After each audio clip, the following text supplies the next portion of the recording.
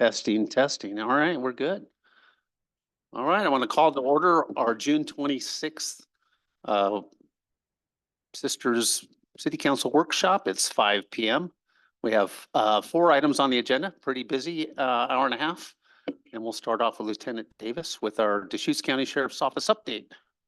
How's it going?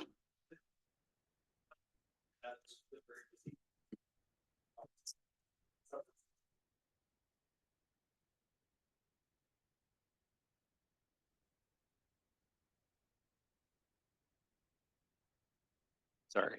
Okay, there you go.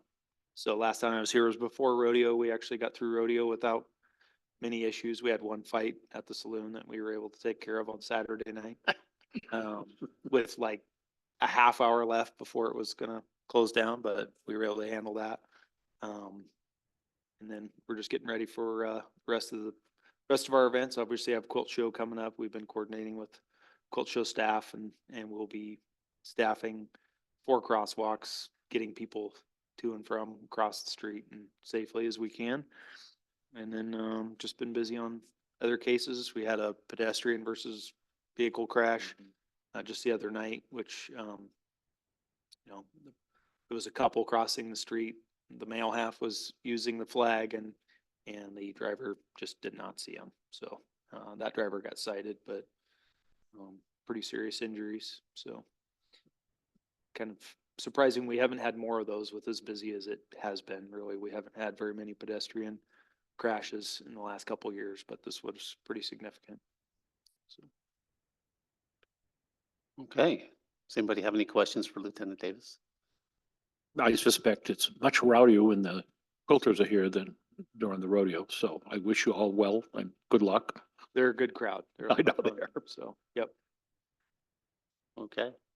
Anything to add? No, we appreciate what you're doing. Okay, thanks. All right, next up is Urban Growth Boundary Update. Director of Community Development, Scott Woodford.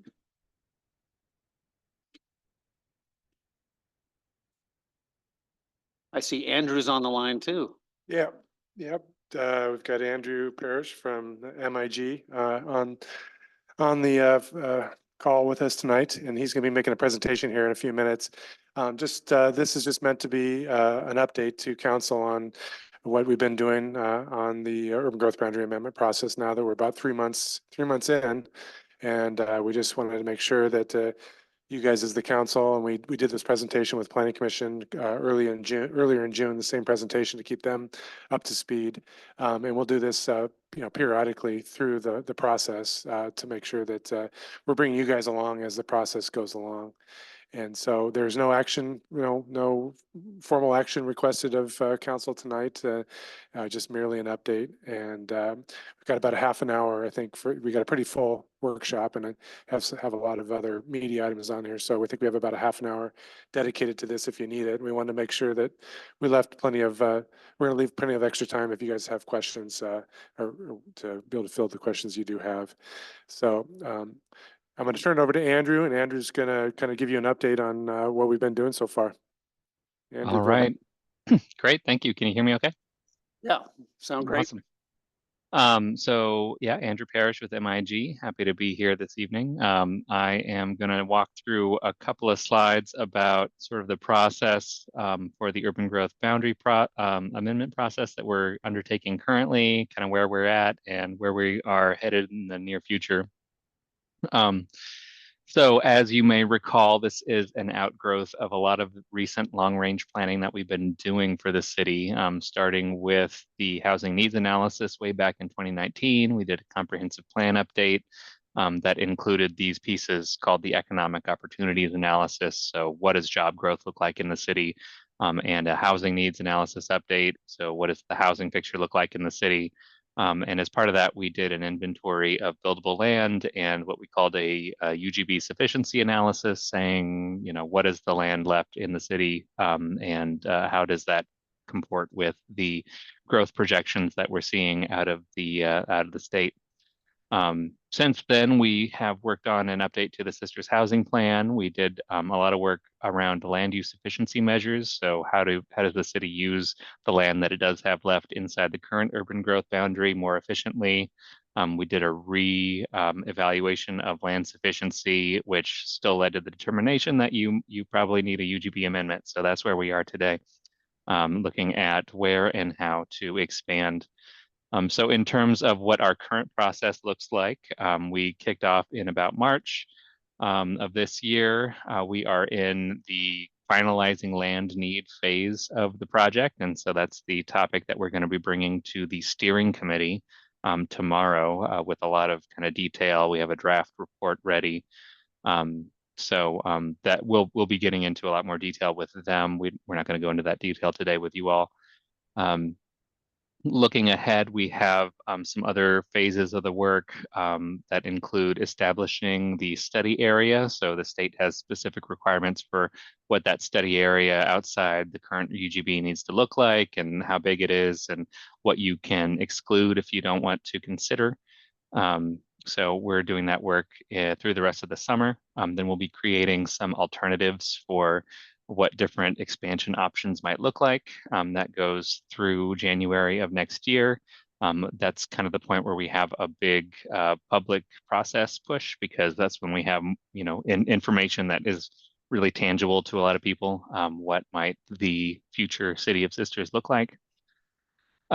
After that public process, we have we're gonna select a preferred alternative, see what makes the most sense, and then we have an adoption process with the Planning Commission, City Council, and it goes with Deschutes County as well through kind of summer of next year. And then as a kind of add-on task, depending on how much time we have, how much budget we have left, we might do some additional area planning tasks. So that includes, what might newly added neighborhoods look like? Do we have some initial ideas about transportation, open space, the kinds of land use designations that we want to see there? So that's a potential task towards the end there.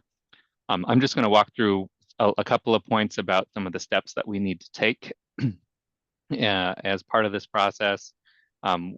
This first step, like I said, we're doing a update of the land need analysis. And this is using the most recent Portland State University projections for Deschutes County. And I put together this slide. I thought it was really interesting. The City of Sisters has the greatest growth rate in the county, as shown by the sort of teal, the blue line on the top there. So we are projecting a significant increase in population by 2043.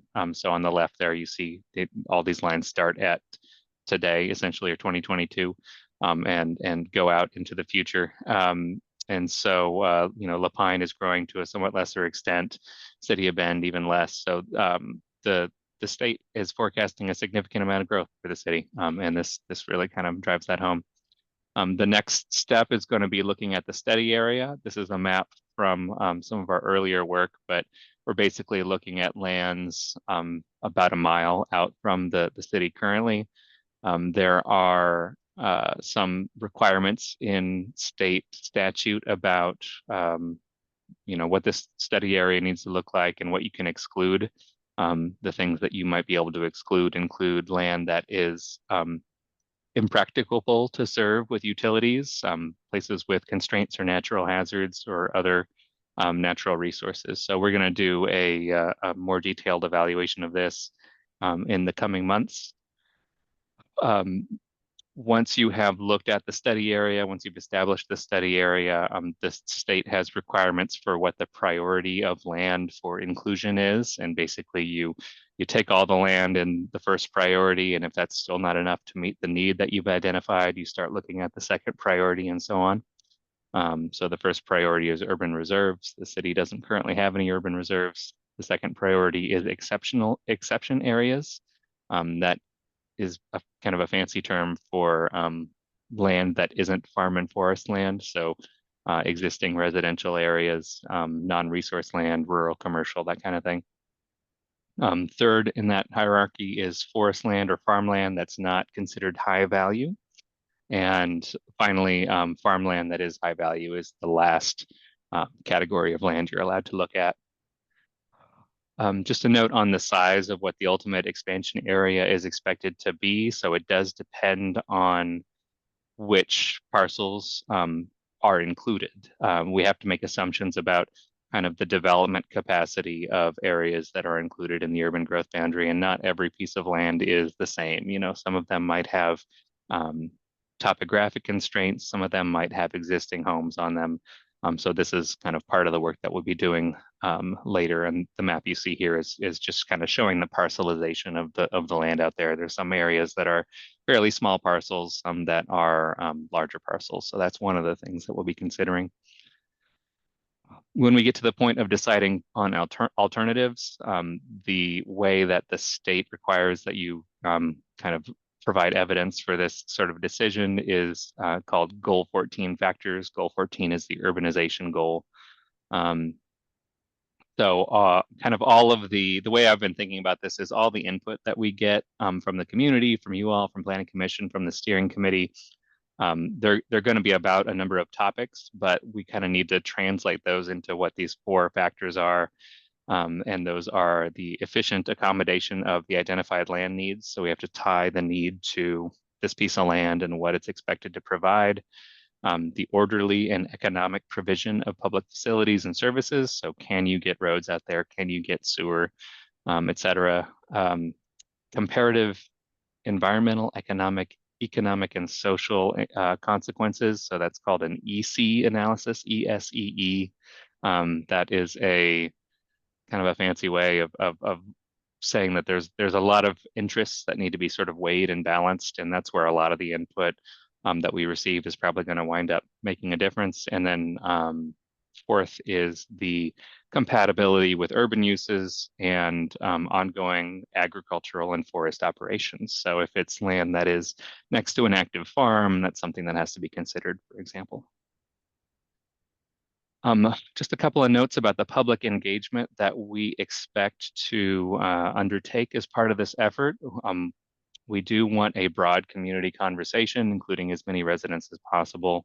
That's one of our main goals because this is a big kind of decision for the city. We want to identify the direct and indirect impacts of this expansion on members of the community, taking special care to be aware of people with low incomes, people with disabilities, people who speak English as a second language, people who often don't participate in this kind of process. So we will be trying to do outreach in ways that, whatever ways we can. So we want to have kind of targeted efforts to reach younger households, reach families, reach Hispanic and Latino residents, people, like I said, who've been missing in past efforts. And we want to help, overall, we want to help community members understand what it is the city's doing, where they have to do it, what the rules are about it, and we want to have a very transparent process. So in order to do that, we have a variety of tools in our toolbox. There's a project website that the city has set up that is kind of on the city's website. We have a story map, which is a interactive map multimedia kind of website that can provide a little bit more of a layperson friendly explanation that we'll be updating throughout the process. We are having steering committee meetings. Our first steering committee meeting is tomorrow afternoon, tomorrow evening. We want to have a number of one-on-one meetings and stakeholder interviews, small group meetings where we'll prepare kind of materials for the city to go out and meet with various groups that want to be involved. We are planning a large-scale community open house once we have alternatives ready, which is where, like I said, the public will have a lot of information to kind of chew on and give us their input. We're going to have an online version of that open house. Planning Commission and City Council meetings, we will have several check-ins throughout the process like this one. And then finally, as hearings approach, we're going to have hearings with the county itself, and we are open to other creative ideas for outreach. And both MIG, the consultants here, and the city are interested in how we can best kind of get the word out and get the right sorts of input on this process. All right, so that is my quick run through of the kind of where we are. And I'm happy to answer any questions at this point or take feedback. So I'll let Scott facilitate there. Thanks, Andrew. And just wanted to emphasize to the community who are maybe here or interested in keeping tabs with this project. I think the best way to keep updated is to go to the project website to get the latest and greatest information. That's a tab that's on the homepage of the city website. And also take advantage of the email sign up if you're interested in getting all the agendas and information related to this process directly emailed to you. You can sign up for that, and all that information will come to you. And that's a great way to stay connected. So just want to use this rest of this time to see where the council members are in terms of questions you might have of what we're doing and what the next steps are. Again, the big first meeting tomorrow night is the steering committee meeting where we'll review the a lot of it will be education, getting the committee up to speed on a lot of these details, a lot of these state requirements that play such a big role in this process. There's going to be a little bit of a education process getting them up to speed, but and then kind of introducing them to the land needs report, which is the basis for all the rest of the exercises we're going to be doing, which tells us how much land we need total and how much of each type of land use, how much employment land, how much residential, blah, blah, blah, all the different anticipated needs. And so that the sequence of events as we go forward will be the steering committee kind of weighing these things out and providing input, and then going to the planning commission and then to council. That'll be the kind of the order of how we kind of review these things through the process, along with major efforts to get community input at the appropriate times when we have information for them to be able to react to. So are there any questions of staff or consultant? You guys have, that's a lot of information, but But we've been through this numerous times in terms of getting to this point. And pretty much what I saw tonight is what I expected to see, and having read through the packet, I think is pretty clear. I mean, I think there'll be questions that come up as we move along about what impact does certain zoning have on our ability to do something and not to do something. I mean, I know what EFU means, but some of these others are pretty gray to me. But I think this is a good start, and I think that it's pretty clear what we're going to be doing in the process. So I have no questions. Yeah, I appreciated the presentation, and I too don't have any questions, but I do have two comments, and one is to clarify what MIG stands for, just for the public. And secondly, I was at a COIC meeting the beginning of this month, and a person from Lapine was there, and he noted that that is the third fastest growing city in Central Oregon. So are we one of the first or second? I don't know. It looks that way. well, yeah, you can't believe everything you read in the press first. I'll say that. Yes. You know, Portland State's projections are the gold standard. I mean, this is what we use. It's not just what we use. Everybody in the state uses the same thing, and we're required to do so for these land use laws. So it's important that we're following what they're saying to remain consistent with what everybody else is doing. I think the most important part about this is not what we're hearing. I mean, it's important what we're hearing, but it's important that you guys are hearing it, the public. We've made it an absolute goal to make this the most transparent and engaging process as we can for a land use process. The steering committee, instead of adding 6 community members, we added 8, more than required, just to make sure that we had enough voices on there to get a diverse group of opinions from different people and different cross sections of the community. So that's starting tomorrow. We're going to have 4 meetings, 2 this summer and 2 in the winter, involving that group, and they're great people. We went through an interview process. We had 21 applications turned in on time, 3 late, unfortunately, so they weren't considered. But out of the 21, we actually had physical interviews with 13 of them, and chose 8 out of the 13 to be on the committee. Great. I'm just going to tell you, great people, all of them. So I'm looking forward to doing that tomorrow. I'm going to be on board with that. Andrew, what does the MIG stand for? That was one of the questions. MIG is an acronym for the owners of the company I work for. We're based out of Berkeley. My former company was acquired by them. So it's more Iacofano, and Goldsman, We just wanted which to is see- why we just say MIG. We just wanted to see if you could say it, to keep a straight face. Thank you for that information. Yeah, I don't have any questions either, other than, we're gonna have a steering committee, meeting tomorrow. I know there was a lot of information about next steps. What's the next immediate step? The next immediate step as far as After the. after the steering committee, what's the next check-in, or what's the next thing? Study area. Yeah, so we'll be jumping right into the study area analysis after this, which will kind of take a look at that map that Andrew showed and start to kind of look at the land that's in there and what the constraints are, and to start to identify kind of what the potential expansion areas are and suitability of those lands. So. And how will the public, be involved in that process, or how will it be revealed to the public? In what manner? Are we going to do another workshop, or is it going to be a release of documents first so everybody can kind of see what's going on, or what? It'll be first the kind of review that will be conducted through the steering committee, but it will be the information that goes to the steering committee is public information. It'll be posted on our website and available to anybody that wants to look at it. Andrew, in terms of our first open house and kind of formal public engagement, does that take place? That takes place later than that? We're targeting the fall for a large scale open house, but on the story map, which is accessible via the city's website, we're trying to keep that as up to date as we can. So right now we're working through the land need material. So how many acres, how many units, how many jobs are we talking about that the city needs to plan for?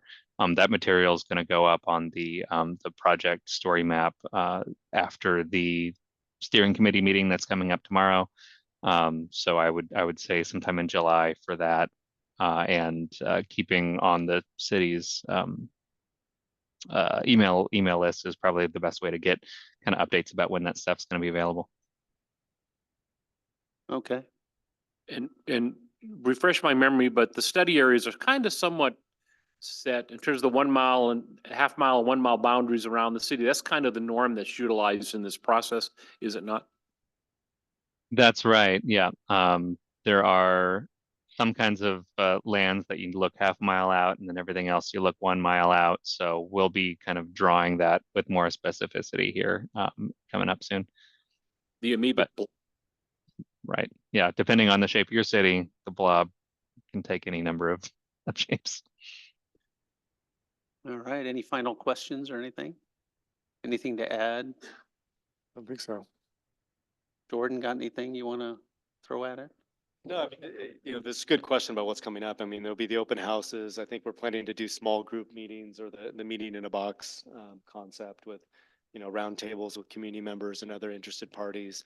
I think there's going to be online surveys, online engagements that'll be available too. So, and I think with the summer activities, farmers markets and things like that, there'll be an opportunity to do some tabling, having staff and others be at events to be able to get informal input into this process. Some of it gets kind of technical, gets a little wonky. That's why we kind of process things through a steering committee. But there's opportunities for the broader community to just kind of weigh in on this. How does the city grow? Where is it going to grow? What do we need? How many jobs? How many units? Where does it go? And so a variety of different means of gathering that input that feeds into this process that will take another, 14, 15 months from here. Yeah. It's not going to happen overnight, obviously. And then just to the public, go ahead. I did share with Scott that I didn't see a reference to having a town hall, and that's something we're trying to do. We're planning on having 2 more, and so I suggested that a town hall might be another forum that we try, for this. Are we doing on time? Okay. Change the name from open house to town hall.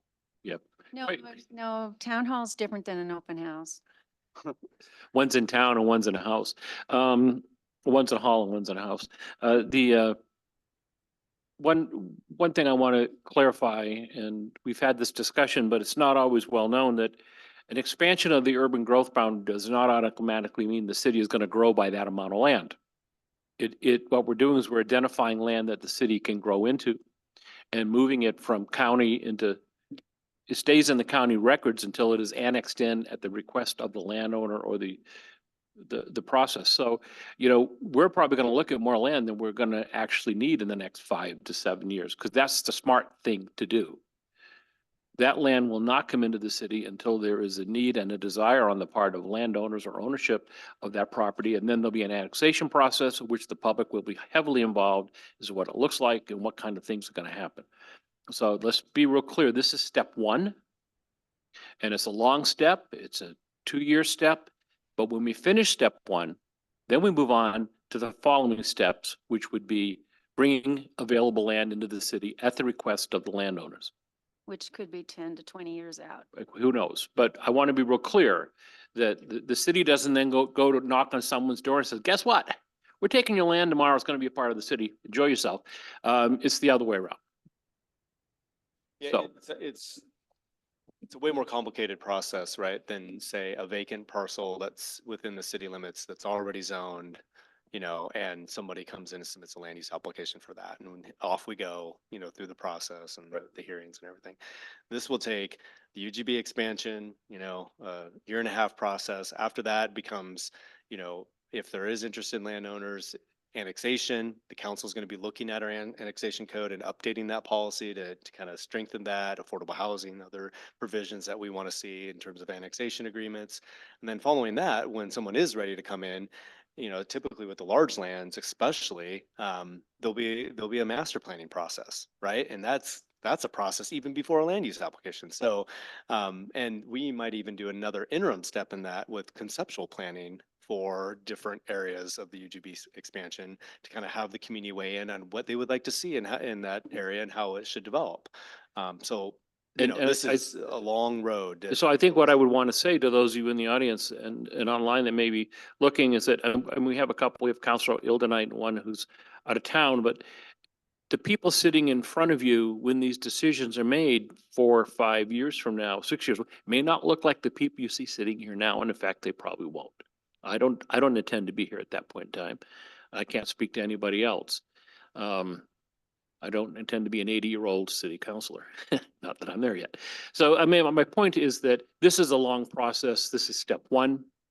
And I want everyone in this community, regardless of where they are on this, for or against it, to understand that's where we're at.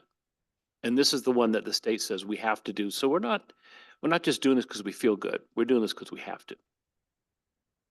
Okay, and I just want to encourage the public, one of the ways you can chime in on this matter is at any city council meeting, we have a visitor communication process near the beginning. We generally give people 3 minutes to speak, so if you want to speak on this issue even tonight, you can do so at about 6:30. Okay, thanks, Scott. Thanks, Andrew. Appreciate you. All right, we're going to move on to the next item. Let's see, affordable workforce housing grant update. Oh, it's Scott again. We're making room because we're going to have some Okay. guests. So this will be, I think, the second or third workshop now with Habitat for Humanity. And really stems back to a couple different actions the council has taken over the years. One, establishing the Affordable Housing Grant Program. And then earlier or late last year, we established the Workforce Housing Grant Program in the Urban Renewal Agency. And so over the course of the last several months, we've rolled out those programs. We've sought applications, and we had a workshop already on the submitted applications from Habitat for Humanity. So purpose of tonight is kind of get an update on these projects and also review kind of the draft commitment letter. I'll let Scott kind of expand upon the intro there. Yeah, just to add to what Jordan said, just as a follow-up from the April 24th work session, where we initially introduced this topic to you guys, and it seemed at the time, both the council and the URA that evening, and we're just talking to the council tonight, so we're not going back in front of the URA technically. But at the time, it seemed like that there was support for the full ask, full request of the funds that were made by the applicant on both projects, but that you wanted some more time and some more information and more opportunity for them to have a neighborhood meeting with the neighbors of the projects to see what the outcome of that was, and they're prepared to give you an update on that tonight and give you a update on any revisions, on some revisions that they've actually made to the plan. So Jordan had mentioned a draft award letter. What staff's proposing here is that we do something similar to what we did with NHA with the ARPA funds, is that it's more of an agree to fund upon in this case, a land use approval, an unappealable land use approval. So we know it's a project that is going to really go forward. And at that time, the funds would be dispersed. And any other, I guess at this meeting, any other conditions that the council would like to make as part of that grant letter and eventual grant agreement, we'd like to hear from you guys on that tonight too. So if you're willing, we'll turn it over to folks from Habitat and Kevin from Build LLC, the consultant that's helping them out with the design, and they can give you an update on the project. Okay, there's a microphone not on. Yours is on, Peter. All right, very good. Peter Hoover, Executive Director of Sisters Habitat for Humanity. Thank you, Mayor Breeden and councilors, for the opportunity to come before you tonight and give you an update as to where things stand with our proposed projects. We have had first I'm going to say I'm going to keep my comments very brief. I think that most of the time we have allocated should appropriately be allocated to Mr. Eckert and presentation of the plans that have been updated. We did have a community engagement meeting and very good comments that we received, very useful input that we received from the community. Kevin and his firm have incorporated those items into the revisions that we've been going under. Their plans have been going under. We are at a point now where we are largely ready to proceed. We're really at a tipping point. We have land that we have secured or already own and are in the process of closing escrow on. We're bringing about $2 million to the table on that. We have been awarded $3.8 million in grants for the Adams Commons project. That is primarily for, well, not primarily, that is for affordable housing. And so we are now at an inflection point for proceeding in the development. And I want to emphasize this evening before I turn it over to Kevin that the grants that we've received thus far are for affordable housing, not workforce housing. And so it is very important to help meet the city's goals and our goals to bring the workforce housing units to Sisters. We're very dependent upon the grant that the city has made available and that we've applied for. Yes, we will be augmenting those funds with the resources of Sisters Habitat, but I just want to again emphasize that that's a very important component, and I hope that the support that you've exhibited in the past will continue forth to the time period that you make your decision on that. Okay. With that, unless you have questions of me, I'll turn it over to Kevin.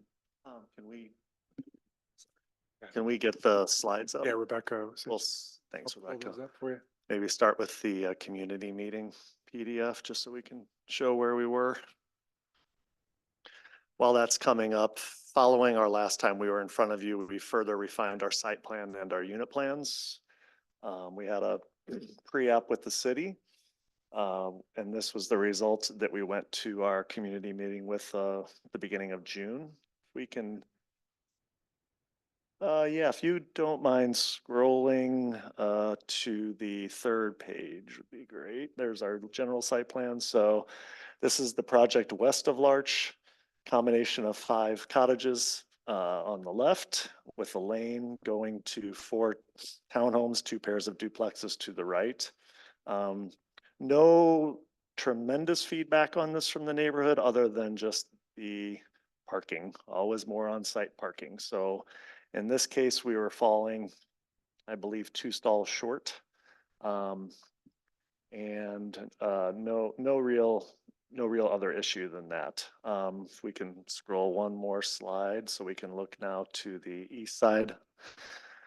We have our 17 remaining homes over here, 13 cottages, and then a pair of duplexes very similar to the other pair we just saw on the west side of Larch on that very far east side. Similar to the other presentation, we were falling a few stalls short of the code mandated parking. Habitat's historic mix of homes has a fair amount of single occupants. So practically speaking, we're probably parked enough on both projects, but in the interest of responding to the neighbors, we want to make sure we conform to the code provision on parking. So we'll look at that in a moment. The neighbors also responded to some comments we got were related to density, size of homes, proximity to other properties. So in the interim, we've met with neighbors individually, walked their sites, and basically worked to understand their concerns from their viewpoint, as well as the input we got from this community meeting. Just before we move on to what we've now moved the project towards, are there any questions or comments on? Yeah, I'd like to know how that community meeting, how well attended it was and, you know. I think we had maybe 10 attendees on our sign up list. We had most of the immediate neighbors were there. I think Okay. out of the sort of 4 properties that have active community members living in them, 3 were there. So it was decent. Yeah, good. And concerns that you might have heard beyond parking, what would those have been? There was not anything directly addressing having affordable homes in the neighborhood. There were a few, I think, concerns underneath that kind of lead to that, but not unusual. The amount of homes and the density we're pursuing here were concerns. It is kind of the more future leaning, more homes in smaller areas due to property costs and land basis and all the rest. So that was a comment particular to one neighbor, and a couple sort of shared sentiments around that. And to that we expressed that we understand that, and we're working with the grant funding we're able to receive and the amount of homes that then we are required to deliver with the amount of property we've been able to acquire. So that's just one of the sort of items we have to tease out with those concerns. Okay. May we go to the other deck? Thank you.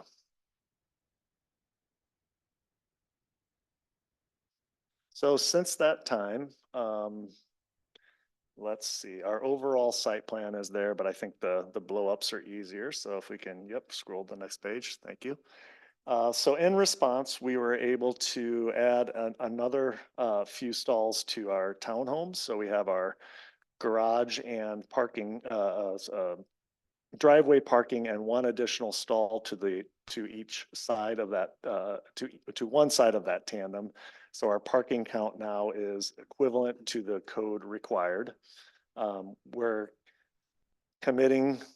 largely committing to doing a full ADA unit, number 5 there, that will be compliant with ADA regulations as far as parking, that would be adjacent to a home, a barrier-free home for thresholds, single floor. Which one is that on that? It says 5 on it. Number 5 right Oh. there. It's the larger one since we have to get more program on just one floor instead of moving some upstairs. makes So that's sense. another refinement we've been interested in and we believe we can incorporate into this project. And then with the amount of street frontage here, we have plenty of capacity for, it will be parallel parking along the stretch of Adams, but plenty of capacity for guests and other parking needs here. So this was pretty straightforward. It's really more the east side that had more commentary and more adjustments. We can move on to the next slide. Thank you. So here, there we go. We were able to change our cottage designs, the southernmost 11 through 13. So we could get 2 more parking stalls within our carport and storage structure there. We were, in response to the density concern, we were able to move some of our 3 of our 2-bedroom cottages to 1-bedroom cottages. And then in further addressing the density concern and the massing concern, just the amount of stuff being built and the scale of it, we're now considering changing our town home pairs on that most eastern edge to 4 more cottages with its own common open space to the east. And then that also helps us to address parking directly for those cottages, right in front of those, similar to the approach we've taken on everything else along that lane. So this also provides the code required parking, which again, in our view, is more than adequate for what will be the practical amount of parking this project will require. Yeah, I like this look better than the other one, which had sort of a column slabular look on that east side. East side, yeah. And so that allows a little more of an airy look to it, and I think both residents and neighbors would probably find that more appealing. But I don't know. I mean, does it real impact your occupancy count? It does. I mean, partially in response to the neighborhood, if you kind of take the sum total over here, we've gone from 38 bedrooms to 31 bedrooms. So theoretically, that will reduce our capacity of who we can serve with these homes. Also looking at the historic mix of who's come into Habitat Homes, we believe that's a fair trade-off given the concerns expressed from our neighbors. Okay. Just curious. Because Yeah. It looked to me as if there was a smaller footprint involved. For sure. Yeah, the height and then just how much is up in that second story scales down to. So I believe it to be more appropriate in response to what we've been hearing. We're still internally making sure that we can meet the needs of the future mix of folks. Are you having is this the presentation you've already given to the 10 citizens, or are you planning to have another meeting with them? We are looking towards having a follow-up. Okay.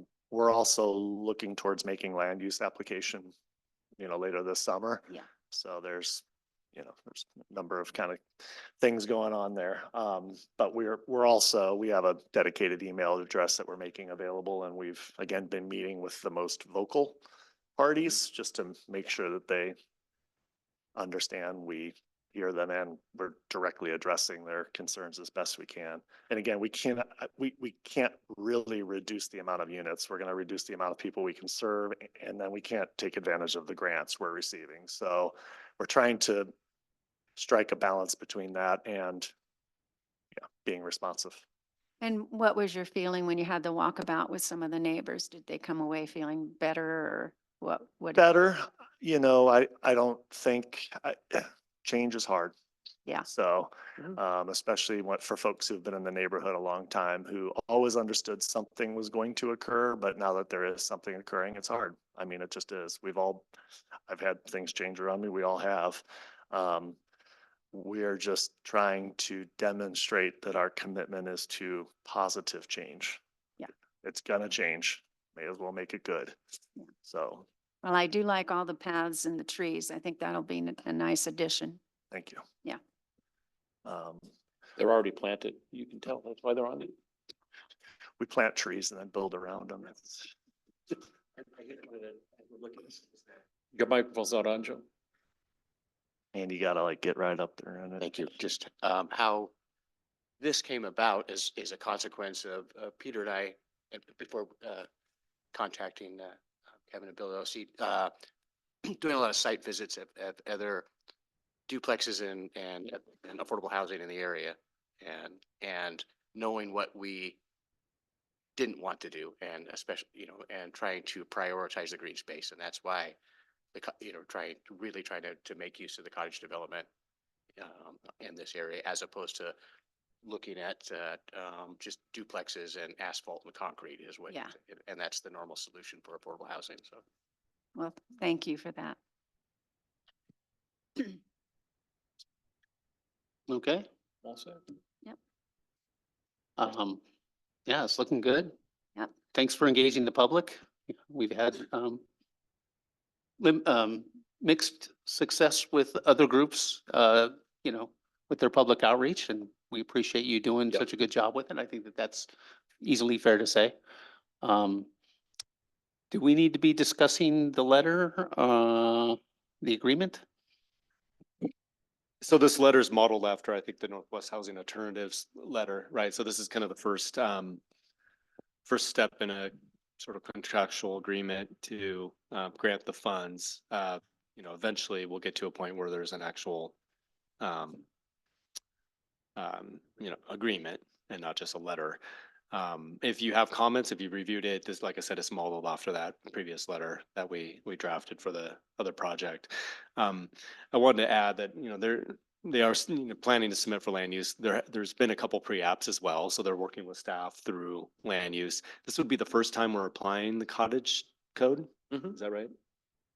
No, I think we've applied it in the past, but it has been a while. Has been a while. Yeah, there's one other development. So, still kind of working through those, terms and provisions in that code. And especially, applying the affordable housing bonuses and things like that. So there's a lot of detail that go into this, and that's why we, kind of start with a letter and kind of work through the land use process too. And they've been great partners in that and continue to work with staff and, as you heard, work with the community too on trying to deliver a good project. So I don't know if, this is a draft letter. We'll bring it back for council. This is a workshop, but we'll bring it back for council to approve. So we can, The letter looked fine to me. Yeah, it looks, I mean, Yeah, I'm like, giving you a head nod as well. pretty close. I mean, it might be a T or an I or something, Okay. No, they a didn't. cross or a dot. or- They were More of a no simple letter. typos.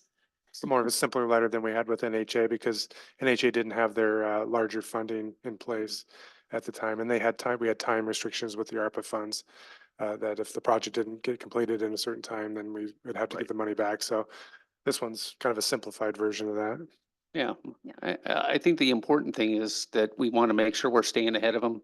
Yep. So when they're ready to go, we're not In the middle. slowing them down, Don't want City council already gets enough flack for being too slow on certain subjects, and so we definitely don't want to do that on a good project that is bringing a lot of value to the community. So we're partners in this, and if we want to be a good partner, not a roadblock. So that sound good enough? Yeah, and I do want to say that I appreciate seeing changes that would reflect what kind of input you've got. I mean, I know that's not always easy to do, especially when you're looking at build and capacity and those sorts of things. So that makes it easier for us. And I think it says to the community, whether they like it or don't like it, that we heard you and this is this is the way we're trying to address what we've heard. So. I will note that going this route is not the least expensive alternative. Right. I already you got more walls. We have more exterior walls. We have more, so this is Yeah. not the duplex route is. I picked that up.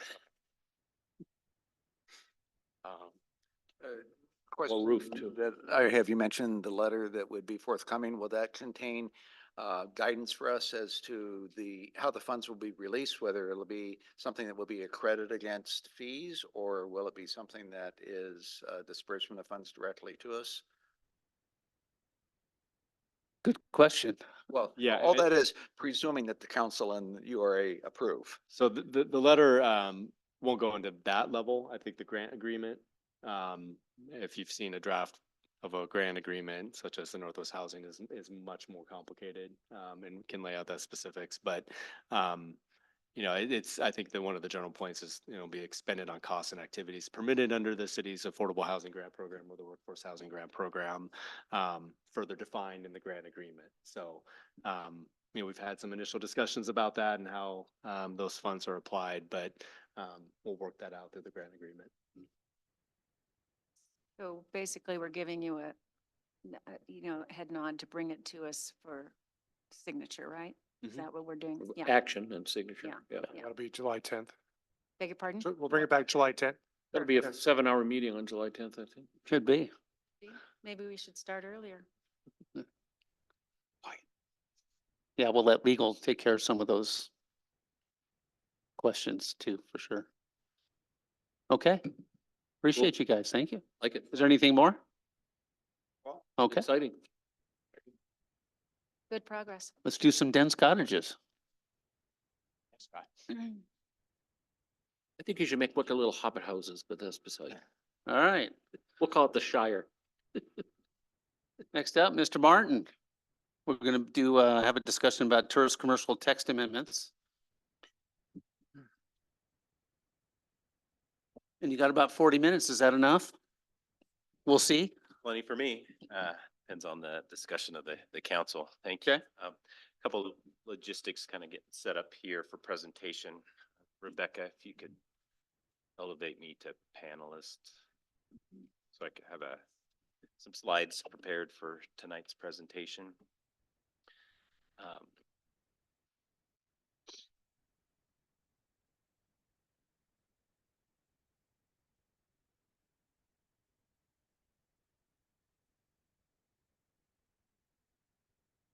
Thank you.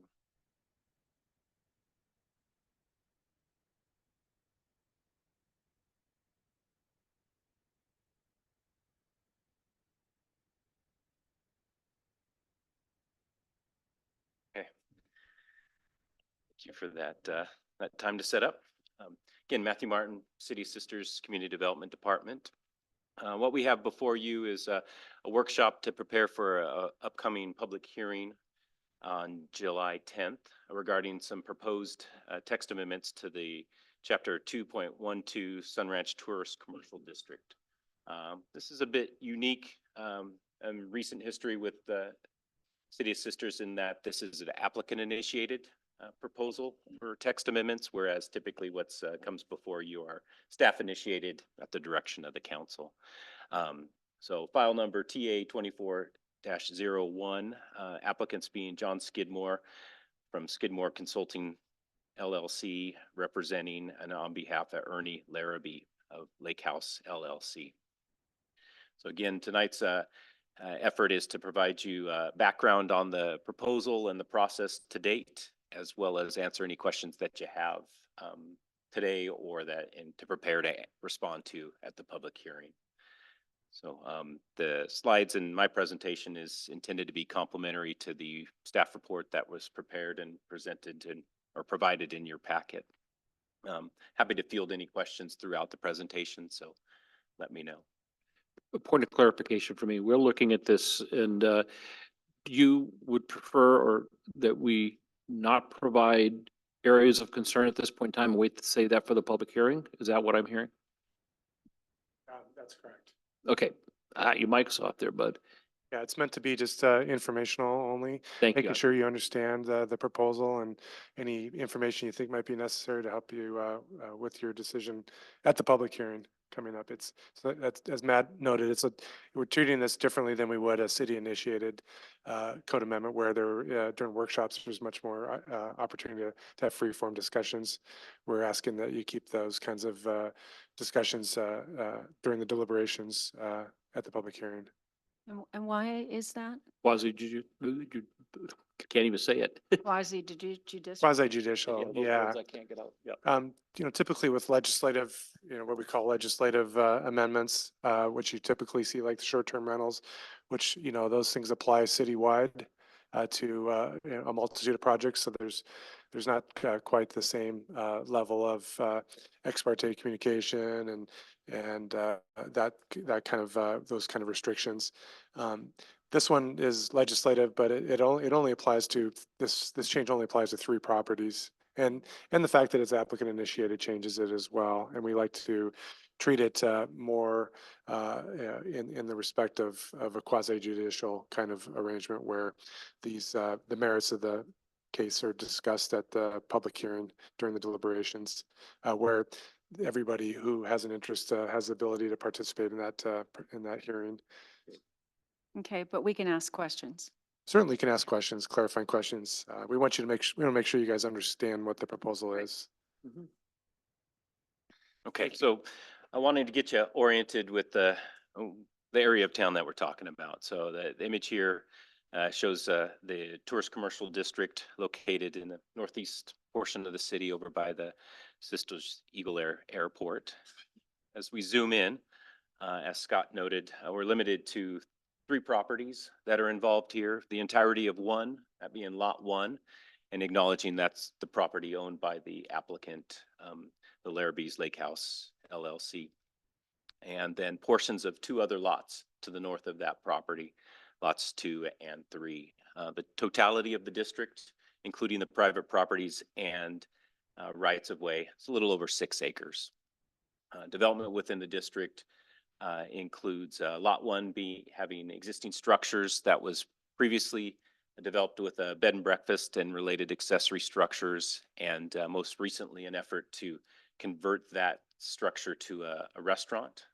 That those efforts were abandoned a few years ago, whereas any use of the property is limited, if not non-existent at this point.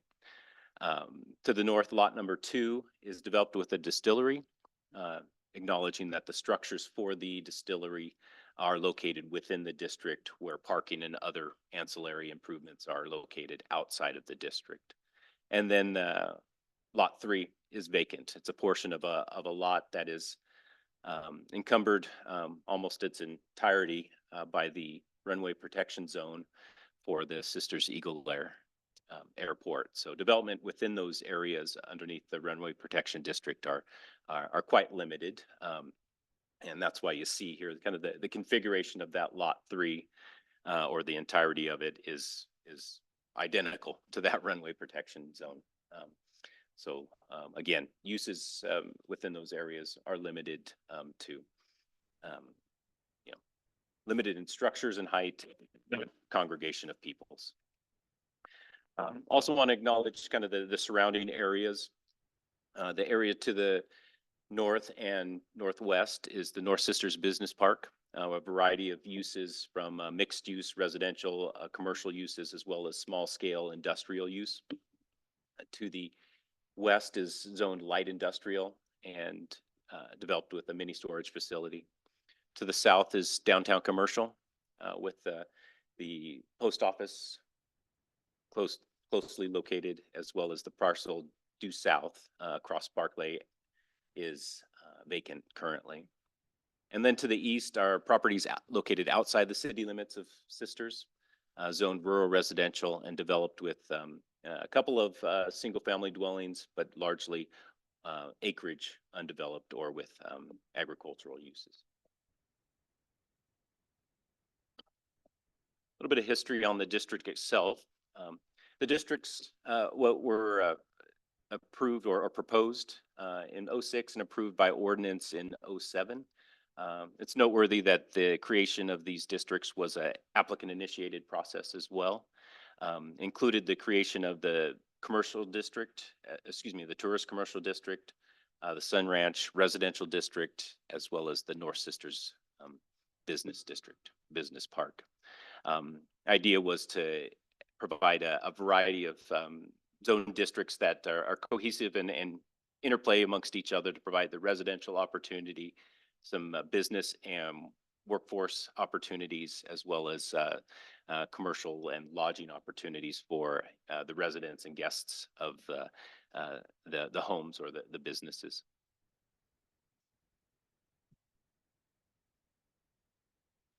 Just want to highlight the purpose of the tourist commercial district.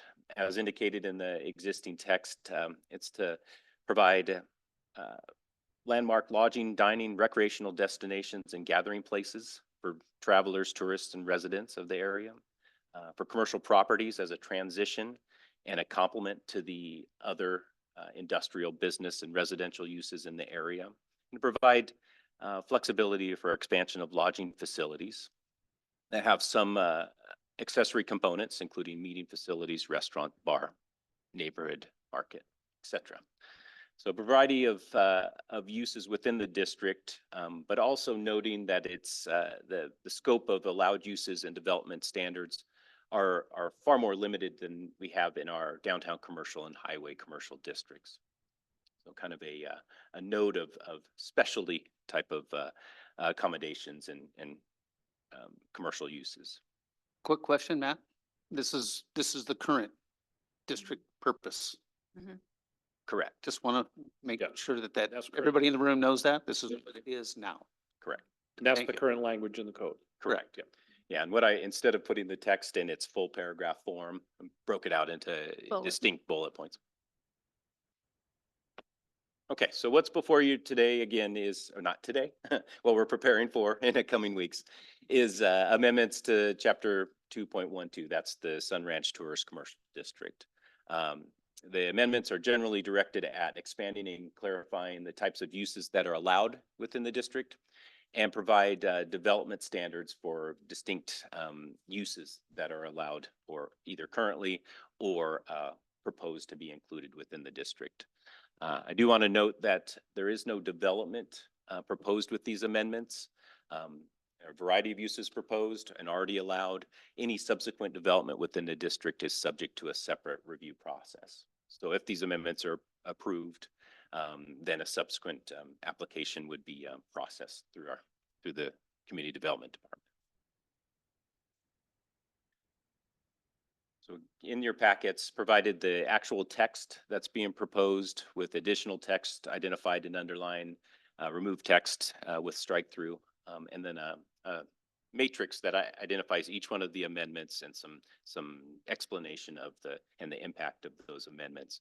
My effort is to just provide a general overview of the substantive changes, just to draw your attention to those.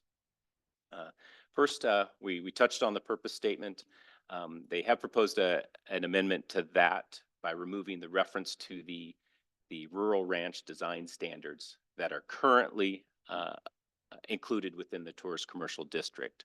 Removal of that is directly related to the removal of the rural ranch and ranch house design standards that are unique to this district. So that's part of this proposal. We can talk about that a little bit later, but kind of working my way from top to bottom within the chapter.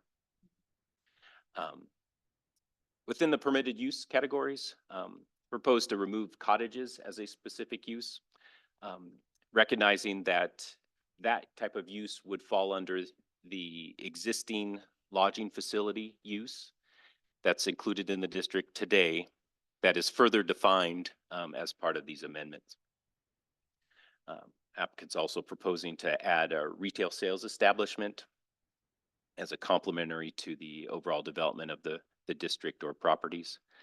The addition of yes. Yeah, on the lodging facilities, when you say it's included, are you talking about the definition? Because the definition doesn't say anything about cottages in the lodging facilities. Well, so part of the definition is intended to provide a kind of more comprehensive description of lodging options. But also want to note that since the adoption of these amendments in 2006, the cottage development standards have been adopted that were discussed earlier. And so cottage, that specific term means something different than was originally intended. So this is an effort to clean up that language that really is directed at, and in my understanding, reading of the original proposal was to provide cabins or other small individual structure accommodations. So to clarify, is cottages included in lodging facility? So a cottage by definition, our code is a dwelling unit. So Okay, so it isn't, or it is not. Okay, thank The you. intent of lodging facility is to accommodate overnight or short-term accommodations. But under the code, what, 2-12-1000, which is I think where it would maybe move to or somewhere in that arena, we certainly have cottage style housing facility behind this building. Do we not? I mean, they look like it's a hotel / whatever you want to call it, but they are like little units. Correct. But that is by, by But they're not called review is cottages. well, cottage means something very specific in our right. development I code. know that. So that is across the street, used to be the Sisters Cottage Inn, I think it's been renamed, is a hotel Yes.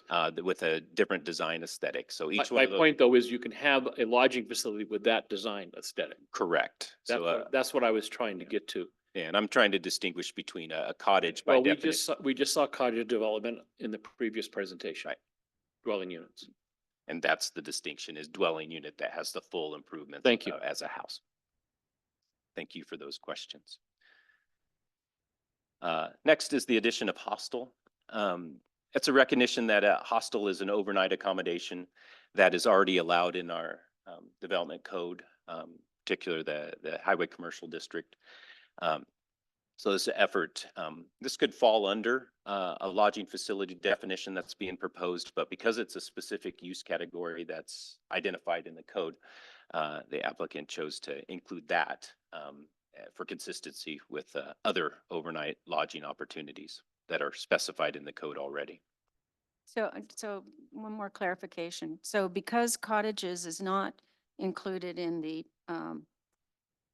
proposed amendments now, as permitted in that permitted table, then they're not permitted in this new code suggestion. Is that correct? Correct. A cottage as a defined dwelling unit would not be permitted in the district. Not permitted. Okay.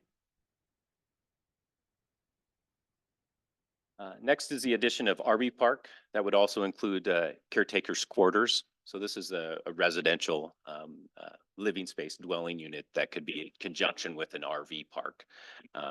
Or as caretaker quarters could also be the use of an RV for that host type of opportunity.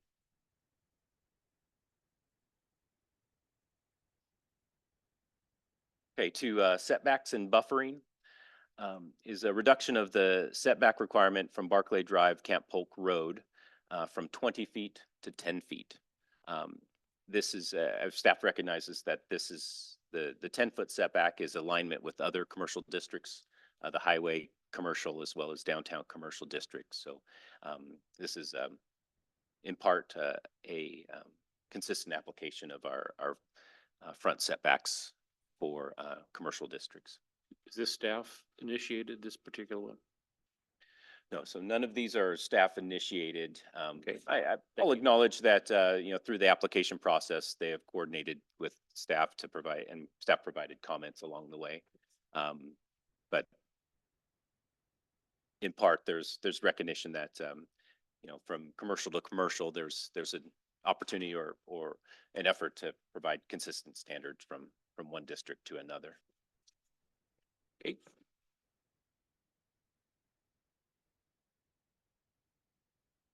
Next, moving to special standards for certain uses, specific to neighborhood market.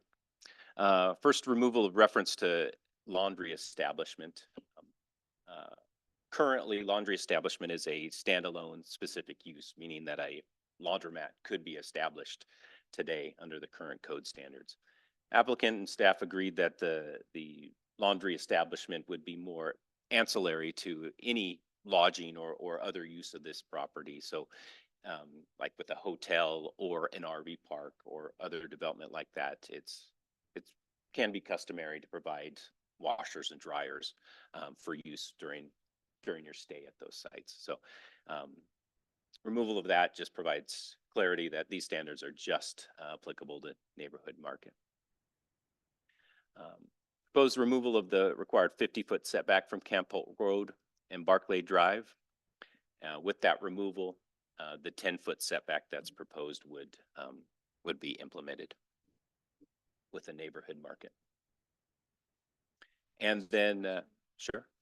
So with the neighborhood market, so one of the comments in this amendment summary matrix, the last page, second to the last row, it's comments the remove special standards applicable to neighborhood markets, laundry establishments, and cottages. Removal of this section eliminates the 1,000 square foot size limit hours of operation for the neighborhood market and a 50-foot setback. And then it goes on to say, instead of the maximum 6,000 square foot size for all neighborhood markets would apply. Is that, so, I mean, on the one case, we're talking 1,000 square feet.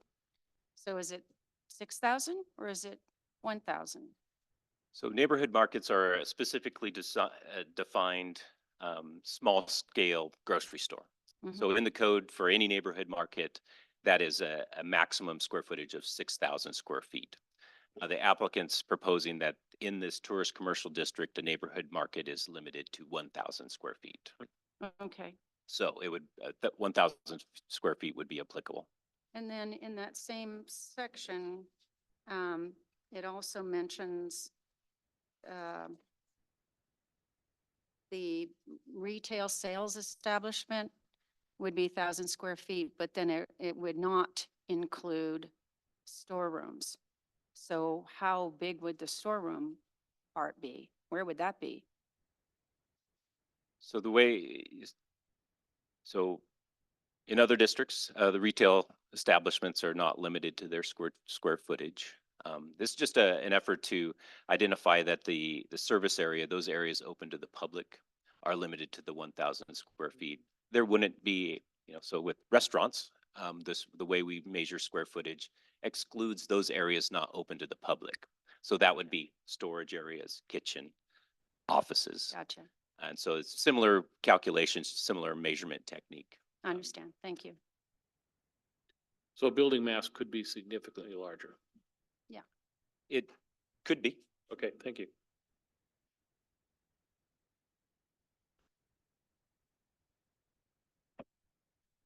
Next, staying in the special standards for certain uses. For the newly proposed RV park, the applicants proposed some design standards and use kind of limitations, including putting a maximum stay in an RV to 30 days within a 90-day period of time. The overall footprint of the RV park use would be 65% of the gross area of the specific property it's proposed on. And the applicant's also proposing to require a minimum of 2 amenities in conjunction with the RV park to provide some other aesthetic and activity other than the drive aisles, stalls associated with the RVs and their locations. Specific amenities have been identified, including sports courts, other park uses, et cetera. But there's a similar amenities kind of catch-all. So it's provide some flexibility, but at least those specified to provide some certainty or some guidance on what the amenities should or could include. Question. On the RV parks, in the highway commercial, they are considered, what's the term? Sorry. They're considered permitted use. I mean, conditional use. Right, conditional use. But here we're saying they're going to be permitted use. Why, what was the reasoning for that? The applicant proposed that it be permitted, recognizing that I think in part the scope and the locations where an RV park could be located within the district is relatively limited. And with us proposing with the applicant proposing with us reviewing it, there are other design standards that are proposed along with it. So by converse, in the highway commercial district, the location of which an RV park could be located is quite varied because there's a much higher number of parcels within that district. So there would be a need or an interest in providing some additional scrutiny depending on that particular location within the highway commercial district. Orientation or location to other uses, streets, et cetera. And that provides an opportunity to look at compatibility and provide additional conditions associated with it. So I think it goes back to that's the level of use that the applicant proposed. Thank you. And then the inclusion of a lodging facility definition. As I noted, lodging facility is a currently permitted use within the district, but it's undefined. In part, that's what brings us here as part of these package of amendments. That because that was an undefined term, there was no way to identify what lodging facility meant. And so this is an effort to provide that clarity of what is intended or to be allowed as a lodging facility. And in this one, in reading the explanation for amendment, it talks about the fact that various types of overnight accommodation could be provided on site. Traditional structures to cabins to permanently sited RVs. I've seen that in some other parks. But so it does bring cabins into play if that was something they wanted to do. So we took the word cottage out, applied a different word to something that would be very similar in use to what was originally intended. Right. Yeah, and a distinction that again, going back to that cottage, Yeah. means something very specific, and where cabin is that more kind of general term that provides that opportunity for a standalone structure. They could be built exactly the same way. That's right, exactly. Minus a kitchen, so it couldn't be a full dwelling unit. Yeah. Right. Well, you could collect STCs then. What's wrong with you? Again, this is proposal before coming forward. And then lastly, the removal of the 1900s rural farm ranch house design standards. As part of the creation of this district, there was a particular aesthetic that the crafters of that language had envisioned for this district. And now this is an opportunity or a proposal to remove that specific design aesthetic and instead apply the 1880s frontier, Western frontier design aesthetic and design theme to this commercial district as is applicable to the other commercial districts in town. So all joking aside, I was kind of making it up, but in terms of, you mentioned cabin structure, RVs are typically self-contained, have cooking facilities, et cetera, within them. A stationary RV is kind of like a cabin, has cooking facilities in it. So how do you differentiate when someone puts a cabin in on one of these spots, which I've seen done? Do they have is it gonna be like a motel room where there could be a microwave and a sink? Or are they expected to be totally devoid of any type of cooking facility at all under this particular code definition? Just a question. Yeah, no, Not the answer that's a today, good. But it's something that I think we need to be sure we don't dig ourselves a hole in one direction while we're filling in a hole in another. Yeah, and I think it intends on, what the intended use and then therefore the corresponding building code provisions that come into play. So there are opportunities, to provide what we'll call a wet bar, a sink, small fridge, some other kind of kitchenette type of amenity. Because in my experience across the country, when you see something like this, there either is a separate cooking facility for the folks that are in those types of units, or there's some ability within the unit to provide for basic. I'm not going to prepare a 5-course dinner, but to do basic sorts of heating or reheating and those sorts of things. So again, when we go down the road, I want to be sure that whatever we do, my whole concern in this is that we don't, like I said, we don't create in trying to fix a problem, whether it is a problem or not, another problem. And we had a wonderful discussion on gas stations because of something like that. And I remember it well. And I don't want to remember a second one. What is the problem we're trying to fix? No.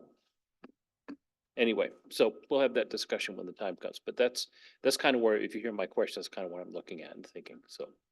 Certainly, that can be a point of clarification through Right. additional testimony. Yep, I would think so. And then just acknowledging where we've been and where we're going, that we had public hearings before the Planning Commission in April and then continued that into May. Effort to provide additional input and explanation and some revision to the package of amendments. So acknowledging that between the hearing dates, the applicant and staff met and coordinated on appropriate or identified revisions that could help clarify the package of amendments, provide, simplify the amendments, because originally there were, for example, some reformatting that to essentially the entirety of the chapter to mirror our other districts within the, within our development code. Just saw, since we were opening up the amendments, maybe this is an opportunity for continuity. That served as an unneeded potential distraction, and so this is an effort to just revert back to the formatting to stay focused on the substantive provisions of the proposal.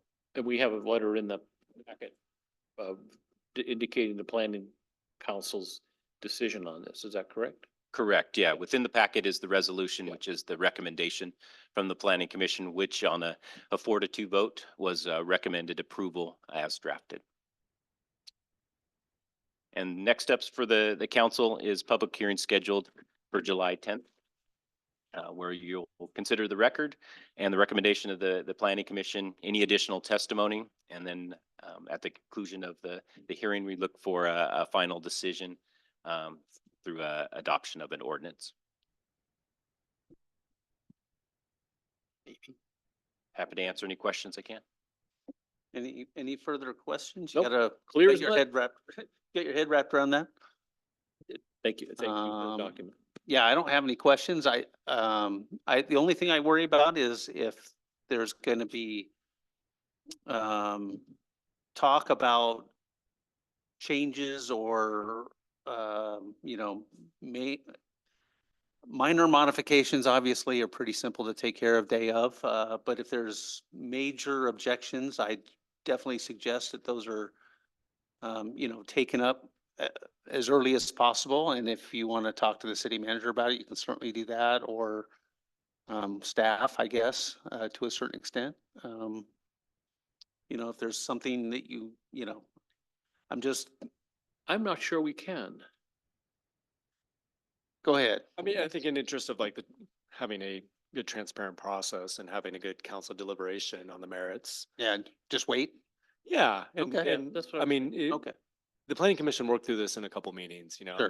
they worked through the different definitions and the what ifs and stuff, and Right. now it'll be the city council's turn to kind of, the applicant will make a presentation, kind of get into the whys and Yeah, okay. outcomes and, what have we thought about this and all that, but that, like Scott mentioned at the beginning of the meeting, trying to keep it, as part of gotcha. a sort of sense. quasi judicial process. Yep. Right.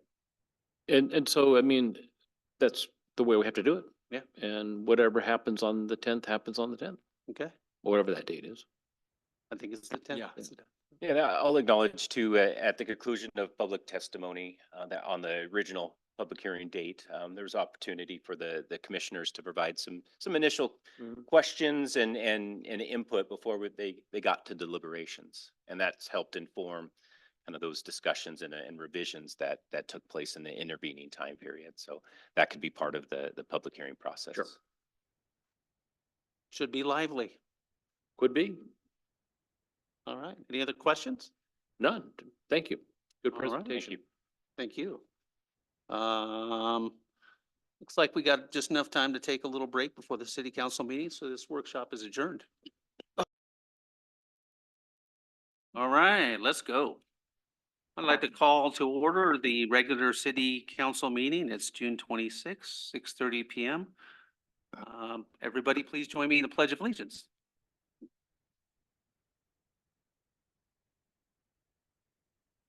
I pledge allegiance to the flag of the United States of America and to the republic for which it stands, one nation, under God, indivisible, with liberty and justice for all. Thank you, everybody. Roll call, Rebecca. Mayor Preden, I'm here. Counselor Ross, Here. Counselor Cobb. Here. Yeah, you guys we have a quorum, so you guys have all the motions and seconds. Okay. Whoop-de-doo. Okay. First off is the approval of the agenda.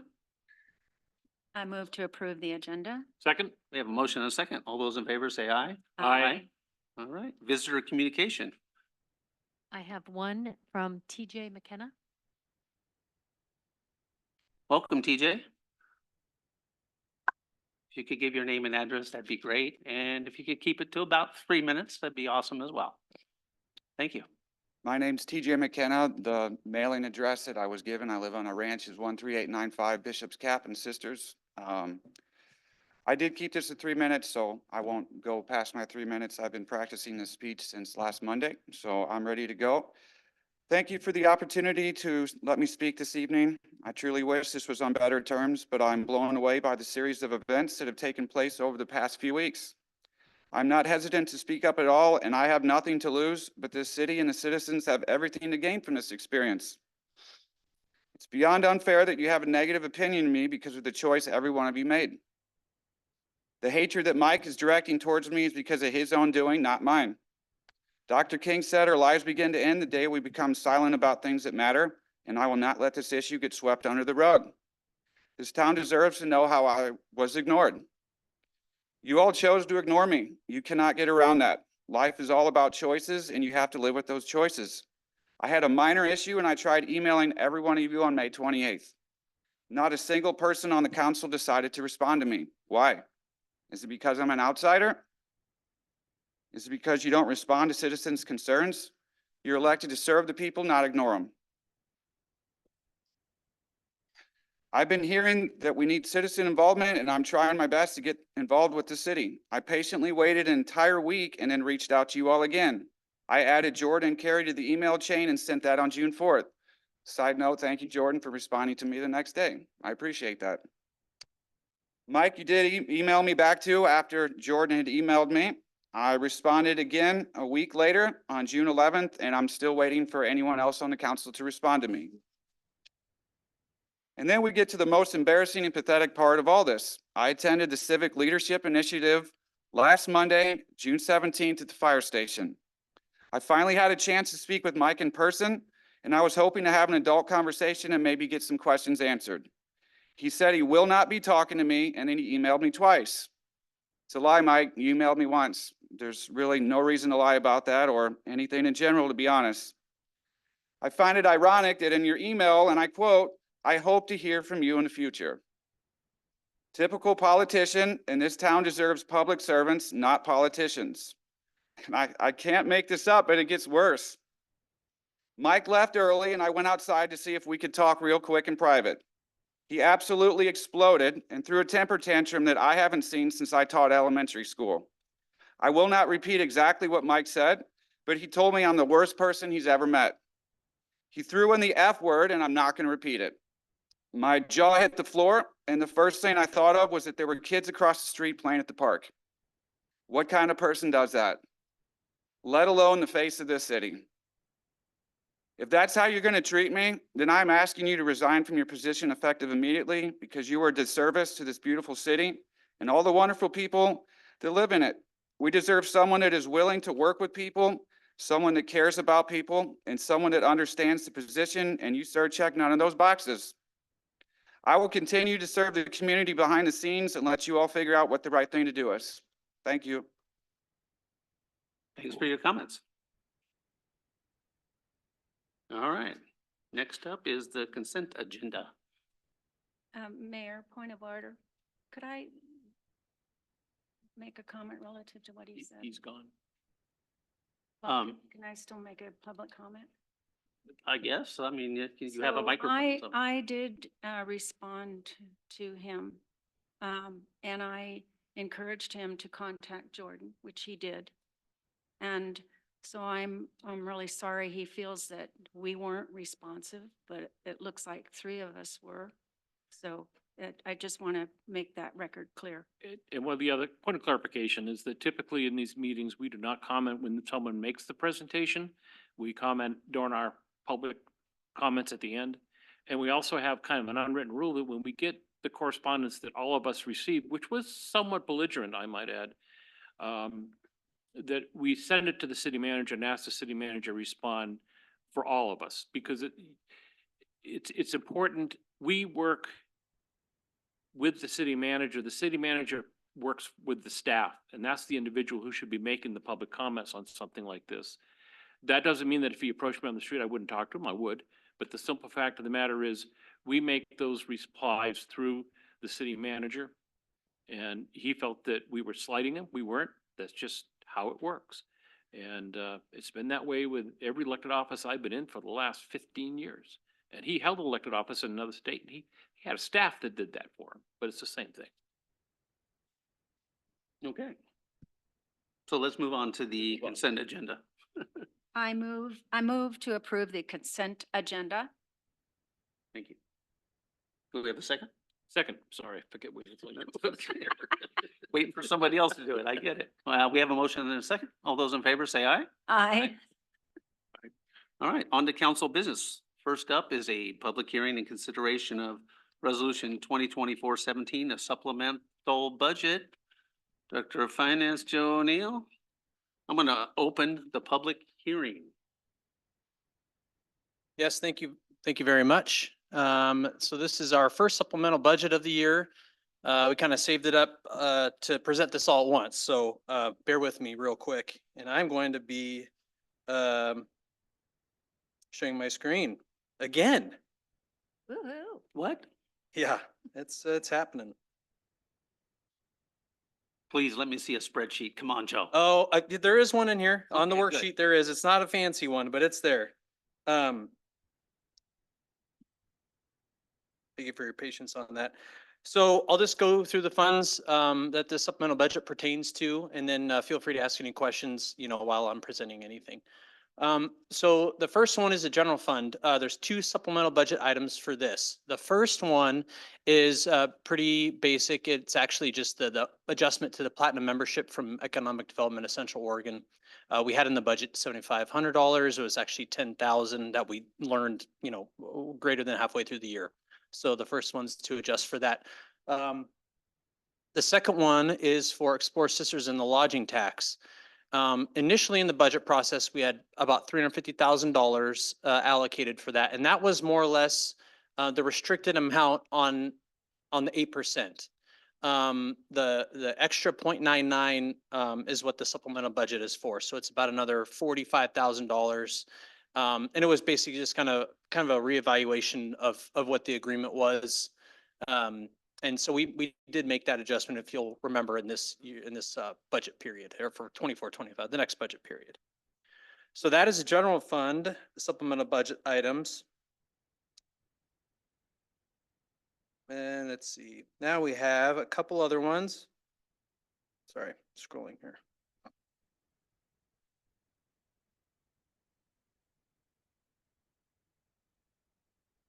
Okay, the next one is in the sewer system. So we have two items in that. You'll remember the first one was brought up early in the fiscal year. That was pertaining to the biosolids removal program. During the project, the contractor identified more biosolids to be removed. And so we went ahead and amended that contract with a change order. That was for another $151,000. And the second line item is some repairs. We've experienced kind of some unexpected sewer system repairs, more or less later in this fiscal year. Pumps, things like that have just not been working. Some effluent dispersion equipment also that has kind of malfunctioned. Kind of just a perfect storm, to be honest, for some of that stuff. And so that an extra $45 is requested for the sewer fund for that reason as well. $45. Okay, and then going into the SDC, what did I say? You said $45, wasn't it? Oh, did I say $45,000? There we go. A little bit more than I was 45. gonna say, I don't think we need a supplemental budget. I'll write you. Well, the resolution does say 45,000. Okay. Yeah, inflation has been that bad. Okay, so the next three are the transportation, water, and sewer SDCs. For the transportation fund, we have two line items in that. The first one is more or less a timing issue. We had some additional work just kind of fall into the beginning of the fiscal year for the Barkley Drive improvements design. That was projected to be done in 22-23, and that just spilled into 23-24 a little bit. So we never exceeded those expenditures in 22-23.